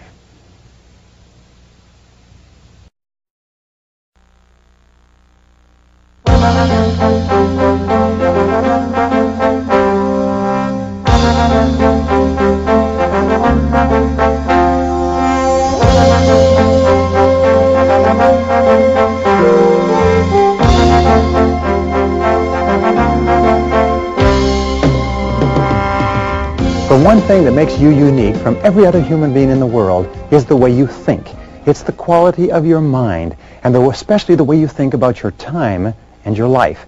And if you think more effectively, if you think more positively, if you think more constructively about yourself, your time, your life, your activities, your relationships, your work, and so on, you actually improve them all. So in this session, I want to talk to you about the qualities of thinking of truly superior men and women and show you how you can develop them on an ongoing basis as you go about your day-to-day life. The first thing I want to talk about is what is called the development of a personal philosophy of time. a personal philosophy of time. Now, personal philosophy of time also means a personal philosophy of life. What is life? What does it mean? What does it stand for? And in life, there are two basic worldviews, and basically they're at opposite ends of the pole, and sometimes we fall in the middle. But the first worldview is a benevolent worldview. People with a benevolent worldview are those who have a positive mental attitude, generally speaking, toward themselves and their life. They believe in their own potential. They believe in love and life and beauty. They believe in growing to the realization of their full capabilities. They believe that life is pretty good and that they can have a major impact. They can make a contribution and do something substantial with their lives. People with a benevolent worldview are the movers and shakers and the builders of all of time. Now, the other type of people are those who have a malevolent worldview. These are people who have a negative mental attitude, if you like, and they have, first of all, a negative mental attitude toward themselves. They have a negative mental attitude toward other people, toward the world. They see injustice and oppression. They see unhappiness and misery. They see unfairness and people having a hard life. They have a tendency to be angry and to have low self-esteem, but always a malevolent worldview requires someone or something else to blame, someone or something to criticize, something to be down on.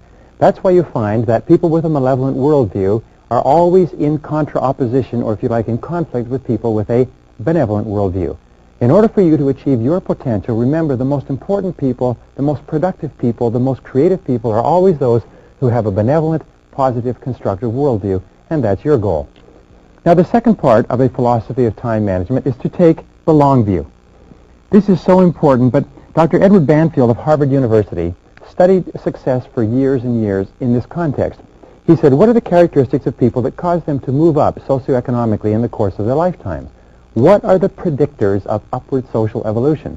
And what he found out was that long-time perspective was the critical factor, that this is an attitude. And people with long-time perspective, as we mentioned briefly before, are those who take a look at where they are now and where they want to be in 20 years. And they make sure that everything that they're doing today is going to help them in the long term. They are willing to work hard today knowing that the payoff will come much, much later. And as you go up socioeconomically, you find that people's time perspective stretches out further and further. So develop the long view. Now, when we say developing the long view, we mean that people with the long view are willing to sacrifice in the short term for benefits in the long term. They're willing to study and prepare and plan and work. They're willing to practice the law of accumulation, which says that every great achievement is an accumulation of hundreds and thousands of efforts that a person puts in that nobody ever sees, but a person is willing to do it realizing that the payoff will be tremendous. Taking a time management course or program and learning these things is an investment of time with a payoff that can last for a long time. Now, the third key, which comes out of the long view, is the ability to delay gratification. Economists agree that the number one reason why people or even economies fail is because of the inability to delay gratification. They want to spend all of their time, all of their money now. They want to have fun and do what is fun and easy rather than what is hard and necessary. W. Clement Stone said, if you cannot save money, then the seeds of greatness are not in you. If you cannot save money, then the seeds of greatness are not in you. If you cannot delay gratification and engage in short-term pain for long-term gain, then the seeds of greatness are not in you. One of the most valuable things that we can teach our children and teach our staff is to think in the long term. All of us, over the course of our lives, want to develop character. And character has been defined several ways. One definition I like is that character is the ability to follow through on a resolution after the enthusiasm with which the resolution was made has passed. So taking this course, by the way, you will make a lot of decisions and commitments and resolutions. The true measure of character is whether or not you have the capacity to follow through. Character, in effect, is self-discipline in action. Character is self-discipline in action. You can tell how much character you have by how willing you are to discipline yourself to make the sacrifices that are necessary in the short term to have a great life in the long term. Now, once you've done this, number 5 is to take the short view. A key part of time management is to take the short view, which means to measure out your time in minutes. We find the most productive people in our society, the most important, the most prominent, are those who are the most fastidious about their time management. They measure out their time in 10-minute chunks like accountants and lawyers and doctors, whereas unsuccessful people measure out their times in half days and full days and weeks. So take the short view. Be fastidious about your time. Following that is know where your time goes. Know where your time goes. Take the time to think. Know where your time goes so that you can ask yourself if this is how you want to spend your time. Analyze it. Keep a list of how you spend your time. Look and ask yourself all the time, is this consistent with what I want to do and what I want to accomplish? And number 7 is learn how to say no. Just say no if a particular activity does not contribute to the highest value use of your time. Just say no if something is not helping you. Use the techniques of delay in order to gain time to think about whether or not you want to do something. One of the best techniques I've ever used and discovered is what is called the 24-hour technique. No matter what anybody wants you to do, ask for 24 hours to think about it. Think about it overnight. Think about it over the weekend. Think about how you're going to say no, and just say no to anything that does not contribute to accomplishing things that are important to you.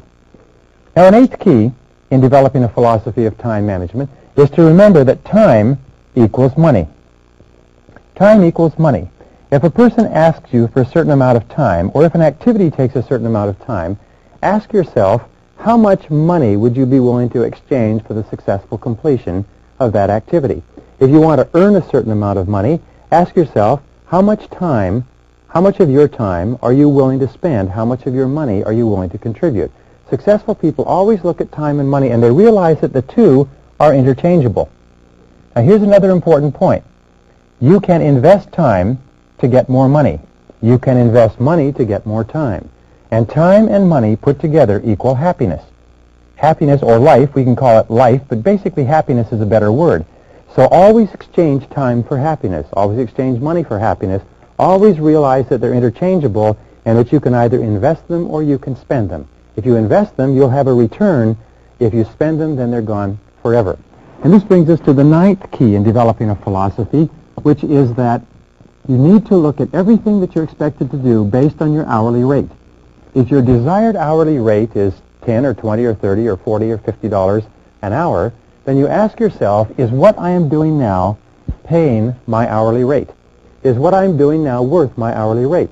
Or ask yourself this way, when you're reading the newspaper or watching television or sitting around socializing, would you pay another person your hourly rate to engage in this activity? How much would you pay per hour to have a person watch television for you? When you're watching television, you should ask yourself, how much would I pay per hour to watch this television show? The average person doesn't realize, but the amount of time that they spend watching television is in itself, if it were used to upgrade your skills and abilities, it's in itself enough to make you rich over the course of your working lifetime. A television can cost you thousands of dollars, even tens of thousands of dollars a year, if you don't think about the fact that when you're watching television, you're not doing something that is increasing your productivity. And this brings us to number 10, one of the most important of all laws in developing a philosophy. It's the law of comparative advantage. The law of comparative advantage is an economic law that says that you should always hire or pay someone else to do something that can be done if they can be paid a lower hourly rate than the rate that you desire. For instance, if your goal is to earn $25 an hour and it costs $6 an hour to mow your lawn or wash your car, you should always hire someone to do that. You should always pay someone else at a lower hourly rate so that you can free up your time to perform higher value activities. All of companies and organizations are designed around this. The individual starts off doing everything, and then as a company becomes busier and more successful, what the individual does is they hire people to do lower value activities so you can spend more time doing higher value activities. Don't ever do $5 an hour work if you want to earn $25 an hour. Don't ever work on low value activities if you want to earn the results that come from completing high value activities. Remember, time is the one irreplaceable, indispensable resource of accomplishment. Is that all accomplishment, all achievement requires time. And if you use it on something of low value, it's gone forever, it's perishable, and you don't have it to work on things that are really important to you. Number 11, remember that time management is a lifelong skill. It's a lifelong commitment. It's not something that you learn and that you put aside. Time management is a discipline, but it's like physical exercise. It's like eating. It's like sleeping. It's like hygiene, brushing your teeth. You have to work on it continuously. Every single day you have to get up and you have to think consciously about how you're going to manage your time, how you're going to use it today. Remember, time is life. So you have to think continually about how you're going to use your life more effectively. Number 12, lead by example. One of the characteristics of leaders is that leaders lead by example. Leaders have a tendency to look upon themselves and be aware of the impact that their activities and what they're doing is having on others. Leaders are aware that they are role models. So if you want to be an excellent time manager, one of the psychological techniques you can use, as we discussed right at the beginning, is to imagine that everyone is watching you. Imagine that you are setting the standard and that everybody's going to manage their time the way you manage yours. Ask yourself this question. What kind of a company would my company be if everybody in it managed their time just like me? What kind of a family would my family be if everybody used their time in it just like me? And always be asking yourself, as an example, would your world be a better or superior world if everybody did just what you did? The superior person thinks about this all the time. The inferior person puts this aside and refuses to deal with it. Now, the 13th key in developing a philosophy of time management is the importance of balance. The importance of balance, which means the importance of moderation. The Greeks said that moderation in all things is the key to a happy life. Moderation. Now, sometimes people say, well, I don't have time for my family. I don't have time to exercise. I don't have time for this and time for that. Whenever you find yourself getting out of sync with regard to balance, and especially when you feel that you don't have the time, is when you most need to stop and think. So here's the question to ask. What would I do if I only had 6 months to live? If you find yourself working too hard or not spending time in your relationships, not spending time with the people you care about and who care about you, then ask yourself, what would I do if I only had 6 months to live? And if what you would do is you'd spend more time with the important people in your life, the time to start spending that time is now. So what would you do if you had 6 months to live? You know, it's an old joke that doctors say is that they never met a businessman on his deathbed who said, boy, I wish I'd spent more time at the office.